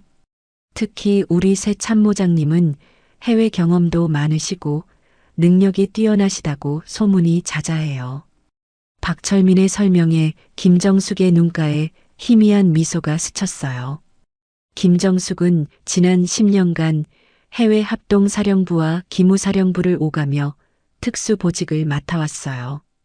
대부분의 업무가 기밀사항이어서 공개석상의 모습을 드러내는 일이 거의 없었거든요. 군 내부망에도 보안 등급 때문에 KJ라는 암호명으로만 등록되어 있었습니다. 어머님은 무슨 일을 하세요? 윤미경이 조심스럽게 물었어요. 청소복 차림 때문에 더욱 궁금했거든요. 그냥 공무원이었어요. 지금은 이런저런 일을 하고 있고요. 김정숙이 간단하게 대답했습니다. 구체적인 설명을 피하는 듯 했어요. 공무원이셨구나. 어느 부서에서? 박철민이 관심을 보였어요. 여러 부서를 거쳤는데 지금은 은퇴했어요. 김정숙의 대답은 여전히 모호했습니다. 박철민은 김정숙이라는 이름을 들었지만 너무 흔한 이름이라 특별히 생각하지 않았어요. 설마 그 김정숙 소장일 거라고는 꿈에도 생각하지 못했거든요. 이서영은 어머니의 진짜 신분을 알고 있었어요. 하지만 평범하게 살고 싶어 하는 어머니의 뜻을 존중했습니다. 가족들도 군 밖에서는 절대 어머니 직업을 드러내지 않기로 약속했거든요. 그런데 어머니께서 왜 이런 차림으로? 박상훈이 궁금해하며 조심스럽게 물었어요. 일하다가 옷이 젖어서 급하게 빌려 입고 왔어. 양해해줘. 김정숙이 차분하게 설명했습니다. 사실 김정숙은 오늘 오전 한빛호텔 보안 점검 업무를 수행하고 있었어요. 민간인으로 위장해 호텔 내부 취약점을 확인하는 특수 임무였거든요. 배관 사고로 옷이 젖자 호텔 측에서 급히 청소복을 제공했던 거였습니다. 호텔 일을 하시는 건가요? 윤미경이 짐작해서 물었어요. 아니에요. 그냥 잠깐 도움을 받은 거예요. 김정숙이 정정했습니다. 이 호텔도 군 관련 행사를 많이 하던데요. 김정숙이 자연스럽게 화제를 돌렸어요. 맞습니다. 우리 부대 장교들 승진 축하연도 여기서 하고 중요한 회의도 종종 열려요. 박철민이 득에양양하게 대답했어요. 자신의 인맥과 부대의 위상을 과시하고 싶었거든요. 군납업체들도 자주 오나요? 김정숙의 질문이 날카로워졌어요. 그렇죠. 깨끗하고 보안도 좋아서 업체 대표들이 선호하는 편이에요. 박철민의 대답에 김정숙은 속으로 고개를 끄덕였어요. 최근 첩보와 일치하는 정보였거든요. 연회실 밖에서 웅성거리는 소리가 들렸어요. 민국방산이라고 쓰인 상자들을 나르는 호텔 직원들의 목소리였습니다. 오늘 호텔에 무슨 행사라도 있나 보네요. 이도연이 창 밖을 보며 말했어요. 아, 그 회사 알아요. 우리 부대에 물품 납품하는 업체 중 하나예요. 박철민이 설명했습니다. 하지만 김정숙의 표정이 미묘하게 변했어요. 자주 거래하시나요? 꽤 자주죠. 사장이 예의가 바르고 품질도 좋아서. 박철민의 말에 김정숙은 마음속으로 메모했어요. 음식이 나오기 시작했어요. 전복찜과 갈비찜, 각종 나물이 정갈하게 차려졌습니다. 하지만 분위기는 음식만큼 따뜻하지 못했어요. 이런 좋은 자리인데. 윤미경이 아쉬운 듯 중얼거렸어요. 신부 어머니의 차림새가 계속 거슬렸거든요. 김정숙은 젓가락을 들며 상황을 차분히 관찰했어요. 상대방의 반응, 호텔의 분위기, 밖에서 들리는 소리까지 모든 것이 그녀의 수사망에 걸려들고 있었습니다. 박상훈과 이서영은 부모들의 어색한 대화를 들으며 걱정이 앞섰어요. 상견례가 이런 식으로 흘러가도 되는 걸까요? 진실은 아직 숨겨져 있었어요. 하지만 점차 그 실체가 드러날 시간이 다가오고 있었습니다. 메인 코스가 올라왔어요. 전복찜에서 나는 고소한 향과 갈비찜의 달콤한 냄새가 식욕을 자극했습니다. 하지만 테이블을 둘러싼 분위기는 점점 차가워지고 있었어요. 박철민이 수저를 들면서 입을 열었습니다. 군인 집안에서는 시간 약속을 생명처럼 여깁니다. 10분, 20분 늦는다는 건 상상할 수 없는 일이죠. 그의 목소리에는 명백한 질책의 의미가 담겨 있었어요. 죄송합니다. 정말 급한 일이. 김정숙이 사과하려 했지만 박철민이 손을 들어 막았어요. 더 중요한 건 예의입니다. 특히 이런 중요한 자리에서 어떤 모습으로 나와야 하는지는 상식이지 않습니까? 박철민의 시선이 김정숙의 청소복을 훑었어요. 경멸이 섞인 눈빛이었습니다. 여보. 윤미경이 남편의 팔을 살짝 잡았지만 박철민은 멈추지 않았어요. 우리 집안은 3대째 군인입니다. 체면과 격식을 무엇보다 중시하죠. 그런데 이런 몰골로 나타나시면 어떻게 해야 합니까? 박철민의 목소리가 점점 높아졌어요. 아버지, 음식부터 드시죠. 박상훈이 조심스럽게 말했지만 박철민의 분노는 가라앉지 않았어요. 상훈아, 넌 아직 몰라. 군인 집안의 위신이 얼마나 중요한지. 이런 식으로 나오면 우리가 뭐가 되는 거야? 이서영의 얼굴이 창백해졌어요. 어머니를 향한 모욕을 더 이상 참기 어려웠거든요. 어머니께서 바쁜 일이 있으셔서 그런 거예요. 바빠도 한계가 있어야지. 청소부하고 손님을 구분도 못하겠네. 박철민의 말이 도를 넘었어요. 윤미경이 호텔 직원을 불렀습니다. 여기 청소 담당 구역이 어떻게 배정되나요? 손님 식사 공간하고 섞이면 위생상 문제 아닌가요? 죄송합니다. 확인해 보겠습니다. 직원이 당황하며 대답했어요. 우리 부대 간부들은 이런 복장으로는 출입조차 불가능해요. 박철민이 계속 공격적으로 말했어요. 명절이나 중요한 행사 때는 부대 시설도 이용하고 장성급 인사들도 초대하곤 하죠. 그런데 이런 차림으로는 어림도 없어. 김정숙은 조용히 식사를 계속했어요. 하지만 그녀의 눈빛이 차가워지기 시작했습니다. 체면이라는 게 있잖아요. 상견례가 뭔지 아세요? 두 집안이 평생 인연을 맺는 자리라고요. 박철민의 모욕이 절정에 달했어요. 이도연이 참지 못하고 일어섰습니다. 너무 심하신 게 아닙니까? 사정이 있어서 그런 건데. 심해요? 이게 심한 말이에요? 군 기강이 뭔지 아십니까? 박철민이 목소리를 높였어요. 연회실 전체에 그의 고함 소리가 울려 퍼졌습니다. 바로 그때 연회실 밖에서 쿵 하는 소리가 났어요. 누군가 무거운 물건을 떨어뜨린 모양이었습니다. 아이고, 죄송합니다.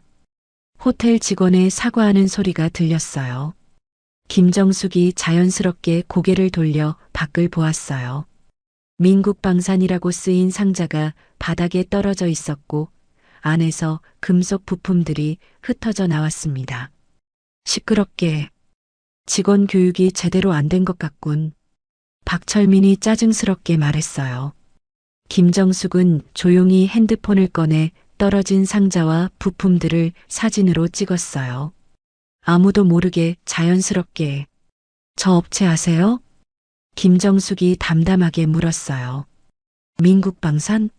우리 부대 단골 납품업체죠. 사장하고도 친분이 있고.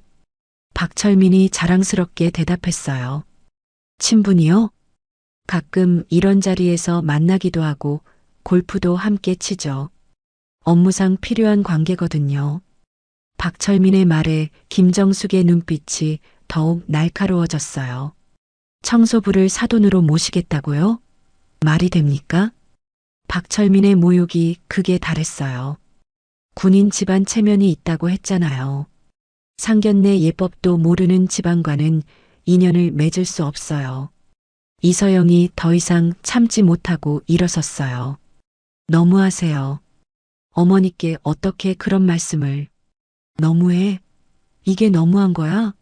현실을 직시해야지. 박철민의 목소리가 연회실을 가득 채웠어요. 김정숙은 젓가락을 조용히 내려놓았어요. 그리고 두 손을 무릎 위에 가지런히 올렸습니다. 마치 무언가 중요한 결심을 한 듯한 자세였어요. 분위기는 최악으로 치달았어요. 상견례는 이제 완전히 파탄 직전이었습니다. 연회실 밖에서는 호텔 매니저가 불안한 표정으로 상황을 지켜보고 있었어요. VIP 고객에게 이런 일이 일어나다니. 하지만 함부로 개입할 수는 없는 상황이었습니다. 폭풍 전야의 고요함이 연회실을 감쌌어요. 곧 모든 것이 뒤바뀔 순간이 다가오고 있었습니다. 식후 커피가 준비되는 동안 연회실 밖 복도가 부산해졌어요. 또각또각, 또각또각.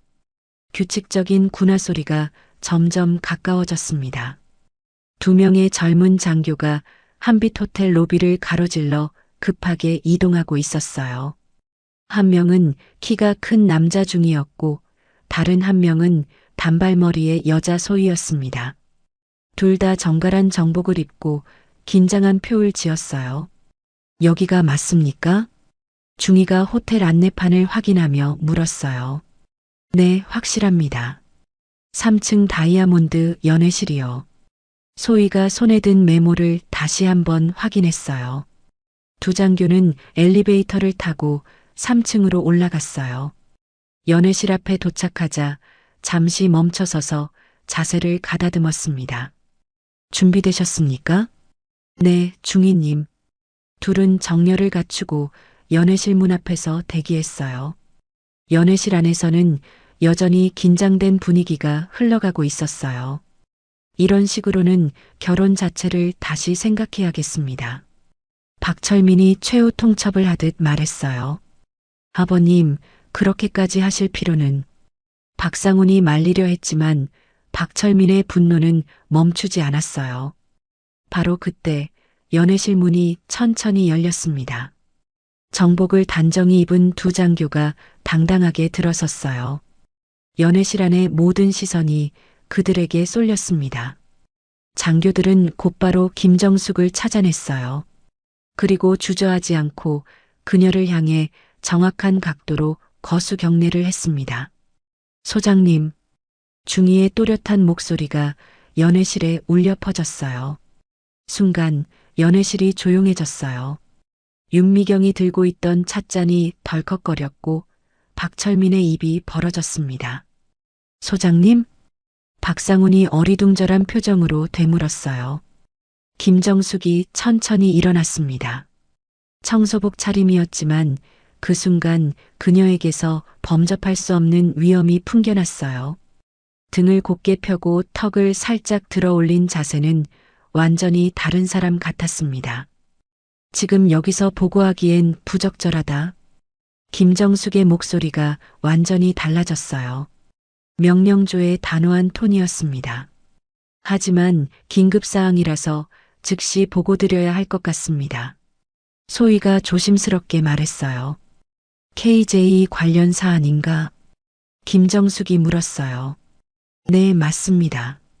중이가 대답했어요. 박철민의 얼굴이 창백해졌어요. KJ는 그가 서류로만 접했던 신임 참모장의 암호명이었거든요. 몇 번인가 공문에서 본 적이 있는 코드였어요. 혹시 박철민이 떨리는 목소리로 중얼거렸어요. 김정숙이 그를 똑바로 바라봤어요.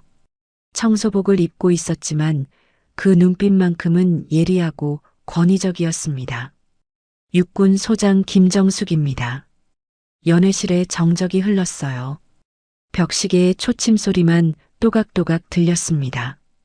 그리고 박 대령, 당신이 소속된 부대의 신임 참모장이기도 합니다. 김정숙의 말에 박철민이 휘청거렸어요. 의자 등받이를 붙잡고 겨우 균형을 잡았습니다. 이럴 수가 없어. 윤미경이 손으로 입을 막았어요. 민국방산 관련 긴급 보고인가? 김정숙이 장교들에게 물었어요. 네, 소장님. 호텔 내부 수상한 물품 이동과 관련해서 보고드릴 사항이 있습니다. 중이가 답변했어요. 김정숙이 핸드폰을 꺼내 아까 촬영한 사진을 보여주었어요. 이것과 관련이 있나? 정확히 그것입니다, 소장님. 납품 일정과 맞지 않는 물품들이 은밀하게 반입되고 있었습니다. 소희가 설명했어요. 김정숙의 눈빛이 차갑게 변했어요. 지금까지의 온화한 신부 어머니 모습은 온데간데 없었습니다. 박 대령, 김정숙이 박철민을 불렀어요. 박철민은 식은땀을 흘리며 벌떡 일어섰어요. 네네. 민국방산과 어떤 관계인지 설명이 필요할 것 같은데요. 김정숙의 질문에 박철민은 대답할 수 없었어요. 연회실의 분위기가 완전히 뒤바뀌었어요. 이제 김정숙이 완전한 주도권을 쥔 상황이었습니다.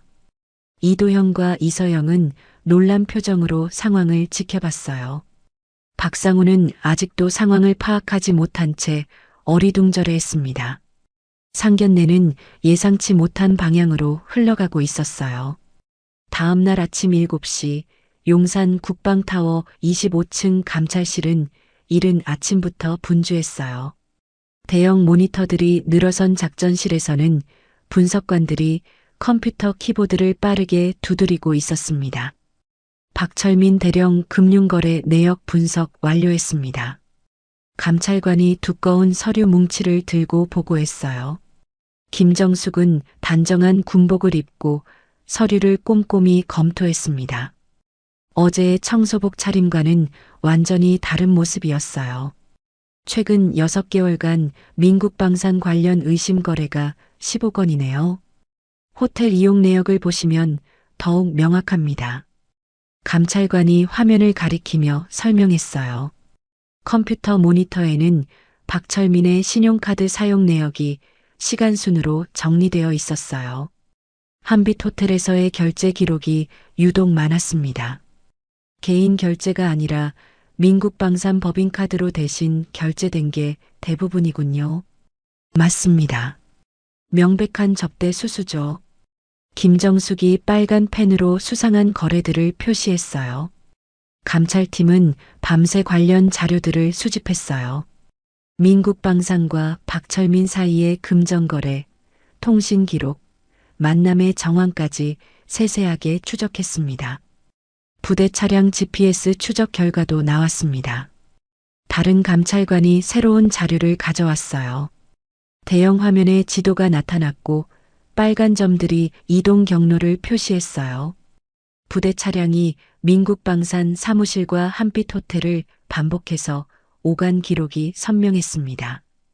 토요일, 일요일에도 이동한 기록이 있네요. 사적 용도로 군 차량을 사용한 거 맞습니다.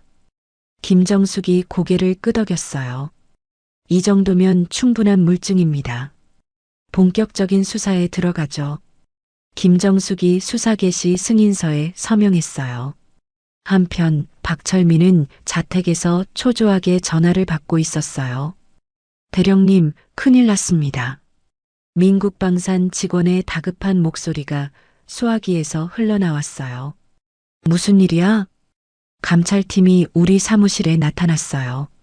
서류들을 모두 가져가고 있습니다. 박철민의 손이 덜덜 떨렸어요. 그럴 리가 없어. 뭔가 착각이. 아닙니다.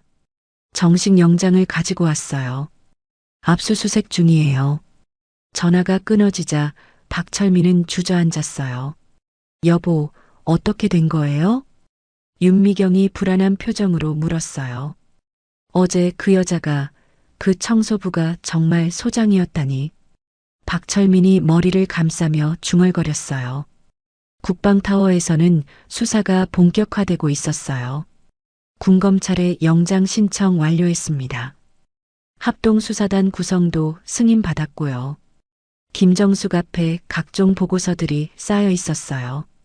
이 사건은 단순한 개인 비리가 아닙니다. 군납업체와 군 간부들 간의 조직적 유착으로 보입니다. 김정숙이 회의실에 모인 수사팀에게 말했어요. 방위사업청과도 연계해서 수사하겠습니다. 군사경찰단도 투입하고요. 수사 범위가 점점 확대되고 있었어요. 박상우는 아버지로부터 사실을 듣고 충격에 빠졌어요. 아버지가 정말 그런 일을 하신 거예요? 상훈아, 미안하다. 아버지가 잘못했다. 박철민이 고개를 푹 숙였어요. 박상우는 즉시 이서영에게 전화를 걸었어요. 서영아, 결혼은 당분간 미루는 게 좋을 것 같아. 왜요? 상훈 오빠 잘못이 아니잖아요. 이서영의 목소리는 여전히 따뜻했어요. 하지만 상황이 상황이니까. 둘의 대화는 무거웠지만 서로에 대한 믿음만큼은 변하지 않았어요. 국정감사실에서는 관련 부처들이 긴급 회의를 열었어요. 이번 사건을 계기로 군납 시스템을 전면 개혁해야 합니다. 투명성을 높이고 감시 체계를 강화하죠. 김정숙의 보고를 받은 고위 간부들이 대책 마련에 나섰어요. 수사의 칼날은 점점 날카로워지고 있었고 진실은 하나씩 드러나고 있었습니다. 새벽 6시 서울시 강남구에 위치한 민국방산 본사 앞에 검은 승용차 여러 대가 줄지어 섰어요. 합동수사단 요원들이 차에서 내려 건물을 포위했습니다. 수사관입니다. 압수수색 영장 집행하겠습니다. 수사팀장이 경비실에 영장을 제시했어요. 민국방산 직원들은 갑작스러운 상황에 당황했어요. 평소와 다름없이 출근한 직원들이 건물 입구에서 발길을 멈춰야 했습니다. 무슨 일이에요? 회사에 무슨 문제라도 있나요? 직원들의 웅성거림 속에서 수사관들이 사무실로 들어갔어요. 민국방산 사장실에서는 중요한 증거들이 쏟아져 나왔어요. 이것 보세요. 동일한 부품인데 납품 단가가 정가의 3배로 책정되어 있어요. 수사관이 계약서를 들고 동료에게 보여주었어요. 허위 시험 성적서도 여기 있습니다. 책상 서랍에서 발견된 서류들은 조작된 품질 검사 결과였어요. 이건 완전히 사기 행위네요. 수사관들이 증거품을 투명한 봉투에 담았어요. 같은 시간 박철민의 자택에도 수색이 들어갔어요. 영장 집행입니다. 협조 부탁드립니다. 수사관들이 정중하지만 단호하게 말했어요. 여보, 이게 무슨 일이에요? 윤미경이 떨리는 목소리로 남편에게 물었어요. 박철민은 이미 체념한 표정이었어요. 어제 상견례에서 벌어진 일이 이런 결과를 가져올 것이라는 걸 예상했거든요. 서재에서는 민국방산과 주고받은 각종 서류들이 발견되었어요. 이것들도 모두 증거품으로 압수하겠습니다. 골프장 이용권, 고급 식당 예약 확인서, 호텔 숙박권까지 접대의 흔적들이 고스란히 드러났어요. 국방타워 감찰실에서는 실시간으로 수색 결과를 보고받고 있었어요. 현장에서 확보한 증거물들입니다. 감찰관이 목록을 읽어주었어요. 김정숙은 차분한 표정으로 보고를 들었어요. 계좌 동결 절차는 어떻게 되고 있나? 박 대령과 부인 명의 모든 계좌를 동결했습니다. 민국방산 법인 계좌와 대표이사 개인 계좌도 마찬가지입니다. 은행들에서는 긴급히 관련 계좌들의 거래를 중단시켰어요. 부당이득으로 취득한 자산들을 보전하기 위한 조치였습니다.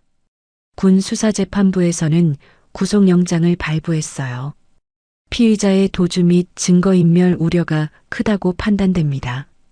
판사가 영장 발부 이유를 설명했어요. 박철민은 결국 구속되었어요. 30년간 입었던 군복을 벗고 수갑을 찬 채 호송차에 올라야 했습니다. 대령님, 후배 장교들이 안타까운 시선으로 지켜봤어요. 윤미경도 조사를 받았어요. 민국방산에서 제공받은 각종 혜택들이 문제가 됐거든요.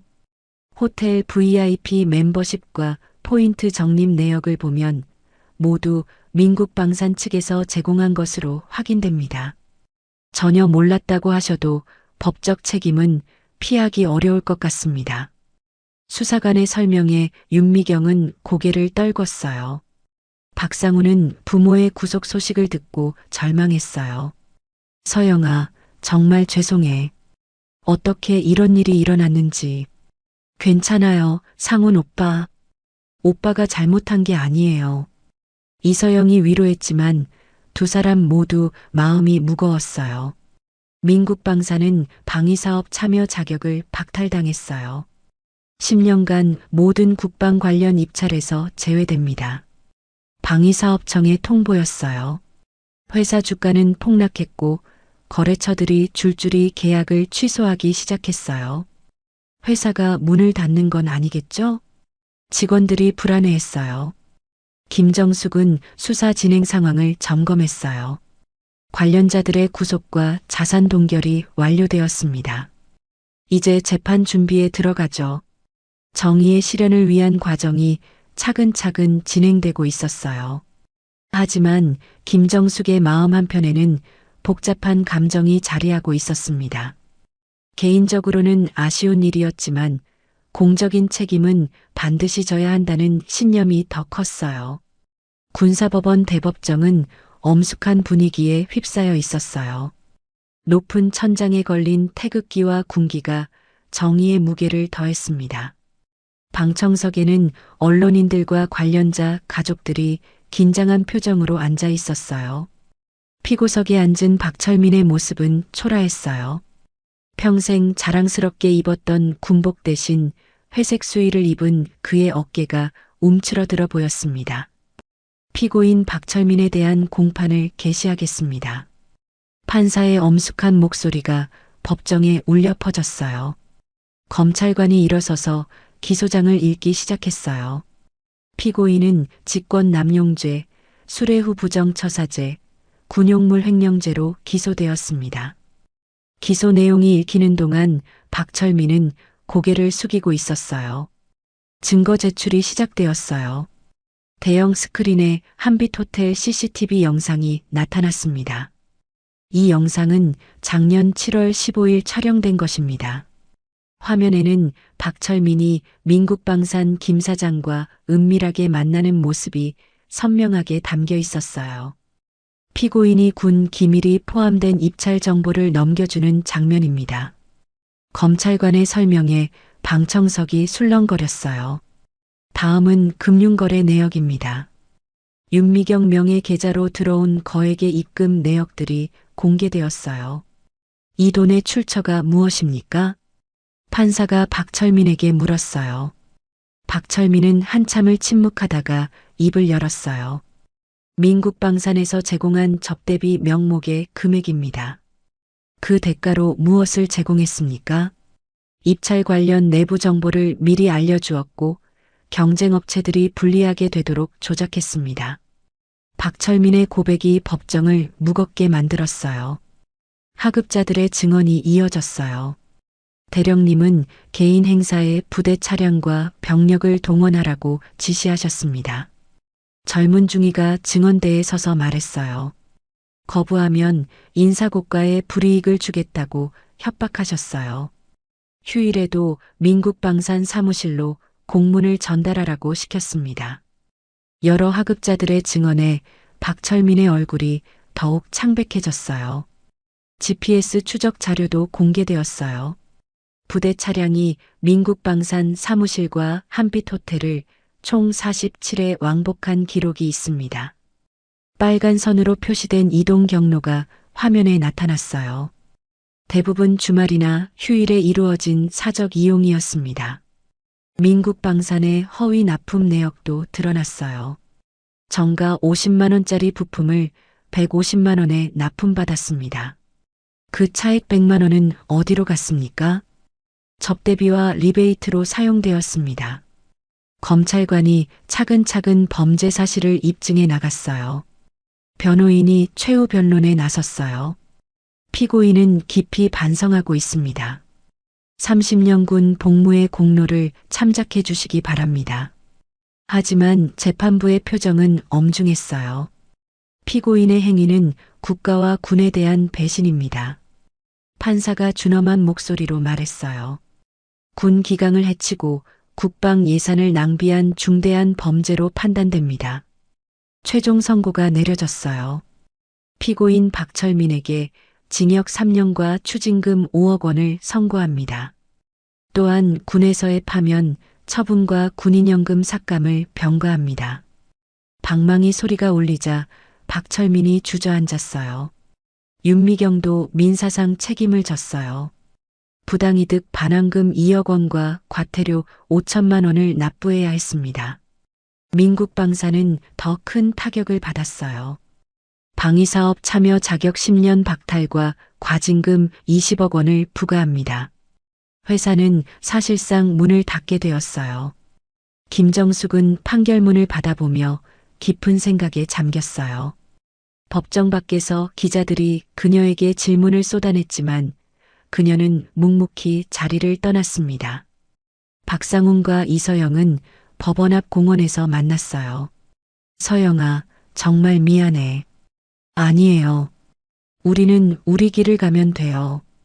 두 사람은 결혼을 당분간 미루기로 했어요. 상처를 치유하고 새로운 시작을 준비하기 위해서였습니다. 시간이 지나면 모든 게 괜찮아질 거예요. 이서영의 따뜻한 말에 박상훈이 고개를 끄덕였어요. 정의는 실현되었지만 모든 사람들에게 상처를 남긴 사건이었어요. 하지만 이것이 더 큰 부패를 막는 교훈이 되었다는 점에서 의미가 있었습니다. 판결이 확정된 지 한 달 후, 한빛 호텔은 완전히 새로운 모습으로 변했어요. 로비 한쪽 벽에는 새로운 운영 방침이 크게 게시되어 있었습니다. 투명하고 공정한 호텔 운영을 위한 새로운 지침. 모든 군 관련 행사는 외부 감사 하에 진행됩니다. 호텔 매니저가 직원들을 모아놓고 교육을 진행하고 있었어요. 앞으로는 어떤 형태의 특혜나 접대도 절대 금지입니다. 모든 거래는 투명하게 공개되어야 해요. 직원들이 진지한 표정으로 고개를 끄덕였어요. 김정숙은 매달 한 번씩 민간인 복장으로 이곳을 점검했어요. 상견례 때처럼 평범한 차림으로 불시에 나타나 운영 실태를 살펴보는 거였습니다. 많이 달라졌네요, 소장님. 매니저가 정중하게 인사했어요. 당연한 일을 당연하게 하는 거죠. 김정숙의 대답은 담담했어요. 군에서도 큰 변화가 일어났어요. 국방부는 민간업체와의 접촉에 관한 새로운 규정을 만들었습니다. 모든 군 간부는 업체 관계자와의 사적 만남을 사전 보고해야 한다. 접대나 선물 수수는 엄격히 금지한다. 전국의 모든 부대에 새로운 지침이 하달되었어요. 민국방산이 있던 자리에는 정직한 중소기업들이 들어섰어요. 투명한 입찰을 통해 공정한 기회를 얻게 된 것입니다. 이제야 제대로 된 경쟁이 가능해졌어요. 새로 계약을 따낸 업체 대표가 감사 인사를 했어요. 품질로 승부하는 시대가 왔네요. 박철민과 윤미경은 사회적 신뢰를 완전히 잃었어요. 재산 대부분을 몰수당하고 남은 과징금을 분할 납부하며 어려운 생활을 이어가고 있었습니다. 박상우는 부모의 죄책감을 안고 열심히 살아가고 있었어요. 아버지가 저지른 일로 피해를 입으신 모든 분들께 죄송합니다. 그는 진심 어린 사과와 함께 새로운 삶을 시작했어요. 이서영과의 관계도 천천히 회복해 나가고 있었어요. 시간이 지나면 모든 게 괜찮아질 거예요. 우리는 우리만의 길을 걸어가면 돼요. 서로에 대한 믿음과 사랑은 시련을 통해 더욱 단단해졌어요. 어느 날 김정숙은 한빛 호텔 창고를 방문했어요. 그곳에는 상견례 날 입었던 청소복이 깨끗하게 보관되어 있었습니다. 김정숙은 그 옷을 손으로 만지며 잠시 생각에 잠겼어요. 이제 이 옷의 역할도 끝났네요. 호텔 직원이 옆에서 말했어요. 그렇죠. 하지만 좋은 교훈을 남겨주었어요. 김정숙이 청소복을 정중히 접어 넣었어요. 창 밖으로 보이는 용산의 풍경이 평화로워 보였어요. 국방타워가 햇살을 받아 반짝이고 있었습니다. 현장에서 시작해서 현장에서 끝내는 것. 그것이 김정숙의 일관된 원칙이었어요. 이도연은 아내의 모습을 지켜보며 자랑스러워했어요. 당신이 옳은 일을 했어요. 우리 모두를 위한 일이었죠. 김정숙이 따뜻한 미소를 지었어요. 한빛 호텔 복도에는 새로운 표어가 걸려 있었어요. 겉모습이 아닌 진실로, 권력이 아닌 원칙으로. 이 문구는 그곳을 찾는 모든 이들에게 깊은 울림을 주었어요. 김정숙은 마지막으로 상견례를 했던 다이아몬드 연회실을 둘러봤어요. 그날의 모든 기억이 생생했습니다. 청소부로 무시당했던 순간부터 진실이 밝혀지기까지 모든 과정이 정의로운 결말로 이어진 것에 대해 깊은 보람을 느꼈어요. 정의는 때로는 예상치 못한 모습으로 찾아와요. 김정숙이 혼잣말을 했어요. 상견례에서 받았던 모욕과 멸시도 이제는 의미 있는 기억이 되었어요. 그 모든 것이 진실을 밝혀내는 과정의 일부였으니까요. 김정숙은 깊이 숨을 들이마시고 연회실을 나섰어요. 복도를 걸으며 그날의 일들을 되돌아봤습니다. 호텔 로비에서 직원들이 정중하게 인사했어요. 소장님, 수고하셨습니다. 앞으로도 계속 지켜봐 주세요. 김정숙은 고개를 끄덕이며 호텔을 나섰어요. 바깥은 따뜻한 봄날이었어요. 벚꽃이 흩날리는 용산 거리를 걸으며 김정숙은 마음의 평화를 느꼈습니다. 핸드폰이 울렸어요. 이서영에게서 온 문자였습니다. 어머니, 오늘도 수고 많으셨어요. 저녁에 뵐게요. 김정숙이 미소를 지으며 답장을 보냈어요. 응, 우리 딸. 오늘 저녁에는 맛있는 거 해줄게. 가족의 따뜻함이 모든 피로를 씻어주었어요. 국방타워로 돌아가는 길에 김정숙은 작은 공원에 들렀어요. 벤치에 앉아 하늘을 올려다봤습니다. 구름이 천천히 흘러가고 있었어요. 마치 지나간 시간들처럼. 정의를 실현하는 일은 쉽지 않아요. 김정숙이 혼잣말을 했어요. 하지만 포기할 수는 없죠. 공원에서는 아이들이 뛰어놀고 있었어요.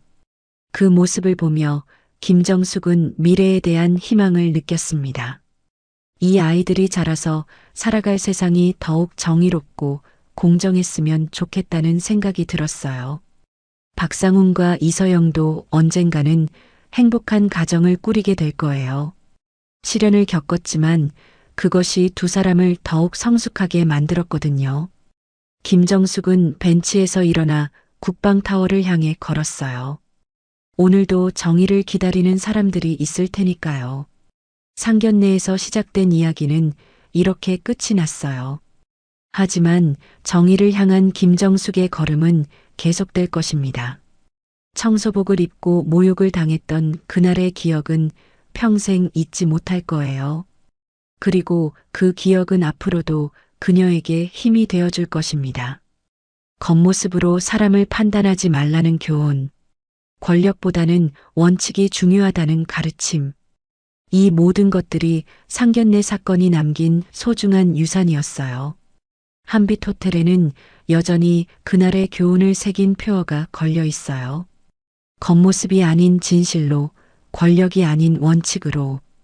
그리고 김정숙은 오늘도 어디선가 부정과 불의에 맞서고 있을 것입니다. 평범한 모습으로 하지만 흔들리지 않는 신념으로. 상견례의 진실은 이렇게 막을 내렸습니다. 모든 이들에게 깊은 감동과 교훈을 남기면서 말이에요. 김정숙이 국방타워에 도착했을 때 동료 장교들이 반갑게 맞아주었어요. 소장님, 오늘 점검은 어떠셨어요? 많이 개선되었어요. 우리의 노력이 헛되지 않았네요. 김정숙의 대답에 모든 이들이 뿌듯한 표정을 지었어요. 사무실로 돌아온 김정숙은 책상 위에 놓인 새로운 보고서를 펼쳤어요. 또 다른 사건의 시작일지도 모르지만 그녀는 조금도 두렵지 않았어요. 정의는 결코 포기할 수 없는 가치니까요. 창 밖으로 석양이 지고 있었어요. 하루가 끝나가고 있었지만 김정숙의 하루는 아직 끝나지 않았습니다. 집에 돌아가면 가족들이 기다리고 있을 거예요. 따뜻한 저녁 식사와 함께 평범하지만 소중한 일상이 그녀를 기다리고 있었습니다. 상견례에서 받은 상처도 그 과정에서 느꼈던 분노도 이제는 모두 의미 있는 기억이 되었어요. 김정숙은 가방을 들고 사무실을 나섰어요. 오늘 하루도 정의를 위해 최선을 다했다는 뿌듯함과 함께 복도를 걸으며 그녀는 다시 한번 다짐했어요. 현장에서 시작해 현장에서 끝낸다. 이것이 김정숙의 변하지 않는 원칙이었고 앞으로도 그럴 것이었습니다. 엘리베이터 문이 열리자 김정숙이 안으로 들어갔어요.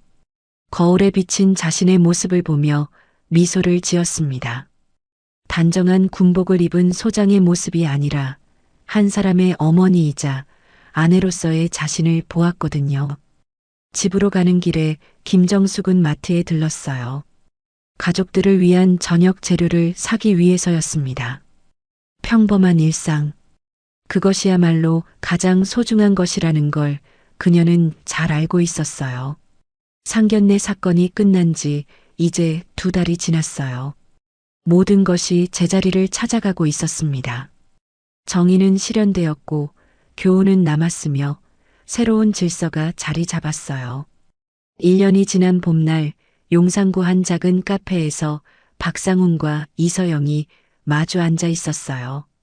창 밖으로는 벚꽃잎이 하얗게 흩날리고 있었습니다. 서영아, 정말 괜찮을까? 박상훈이 조심스럽게 물었어요.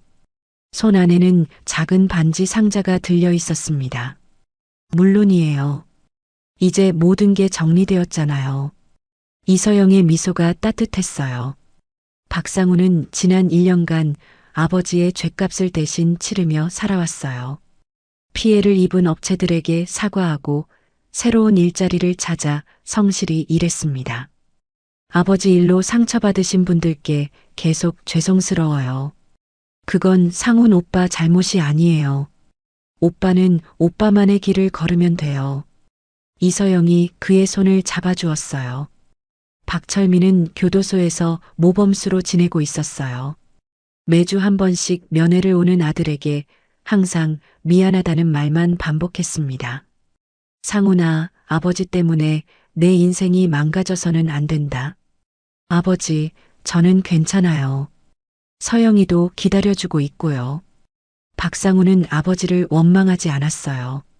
대신 더욱 바르게 살겠다고 다짐했습니다. 윤미경은 작은 식당에서 일하며 과징금을 조금씩 갚아나가고 있었어요.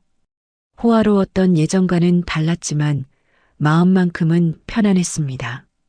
이제야 진짜 삶을 사는 것 같아요. 윤미경이 식당 동료에게 말했어요. 돈으로 사는 게 전부가 아니더라고요. 한편 김정숙은 국방부 감찰실에서 새로운 시스템을 구축하고 있었어요. 소장님, 신고 접수 건수가 30% 증가했습니다. 좋은 현상이에요. 투명성이 높아지고 있다는 증거죠. 김정숙의 개혁은 군 전체로 확산되고 있었어요. 민국방산 자리에는 정직기업이라는 새로운 회사가 들어섰어요. 투명한 경영과 공정한 거래를 원칙으로 하는 업체였습니다. 이제야 제대로 된 경쟁이 시작되었어요. 정직기업 대표가 직원들에게 말했어요. 품질과 신뢰로 승부합시다. 한빛호텔도 완전히 달라졌어요. 매달 시민 감시단이 와서 운영 실태를 점검했고 모든 거래 내역이 공개되었습니다. 투명 경영이 이렇게 좋은 줄 몰랐어요. 매니저가 직원들에게 말했어요. 손님들의 신뢰도 높아지고 매출도 오히려 늘었어요. 카페에서 박상훈이 반지 상자를 열었어요. 서영아, 다시 한번 청혼합니다. 이번에는 정말로. 네, 좋아요. 이서영의 눈에 눈물이 맺혔어요. 두 사람은 시련을 겪으며 더욱 단단해졌어요. 서로에 대한 사랑도 깊어졌습니다. 이번 결혼식은 소박하게 할까요? 그래요. 진정한 의미가 중요하죠. 두 사람은 화려한 상견례 대신 가족들끼리만 모이는 소박한 결혼식을 계획했어요. 김정숙도 기꺼이 참석하겠다고 했어요. 이제는 정말 가족이 되는 거네요. 김정숙이 이도연에게 말했어요. 그렇죠.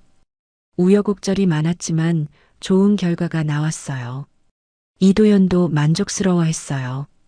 박상훈의 결혼식 날 작은 예식장에 양가 가족들이 모였어요. 1년 전에 그 화려했던 상견례와는 정반대의 모습이었습니다.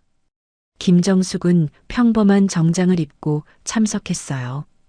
청소복도 군복도 아닌 한 사람의 어머니로서의 모습이었습니다. 축하합니다. 김정숙이 박상훈에게 따뜻하게 인사했어요. 소장님 감사합니다.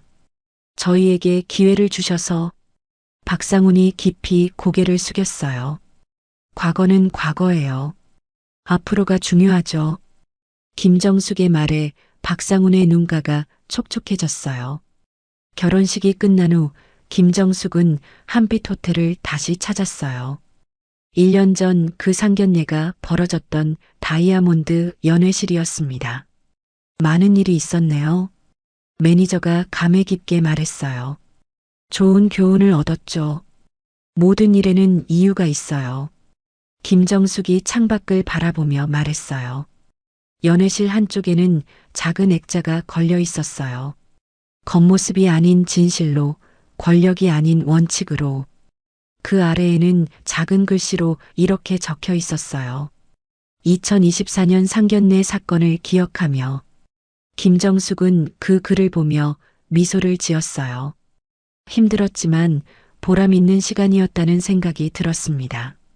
집으로 돌아가는 길에 김정숙은 공원에 들렀어요. 벤치에 앉아 하늘을 올려다봤습니다. 정희는 때로 아픈 과정을 겪지만 결국 모든 걸 제자리로 돌려놔요. 혼잣말을 하며 김정숙은 일어섰어요. 집에서는 가족들이 기다리고 있을 거예요. 이서영과 박상훈의 새 출발을 축하하는 저녁 식사를 준비해야 했습니다. 1년 전 청소복을 입고 모욕을 당했던 그날의 기억은 이제 자랑스러운 추억이 되었어요. 정의를 실현한 값진 경험이었거든요. 김정숙은 집을 향해 걸었어요. 내일 또 새로운 하루가 시작될 테지만 그녀는 준비되어 있었습니다. 어떤 모습으로든 어떤 상황에서든 정의를 위해 싸울 준비가 되어 있었어요.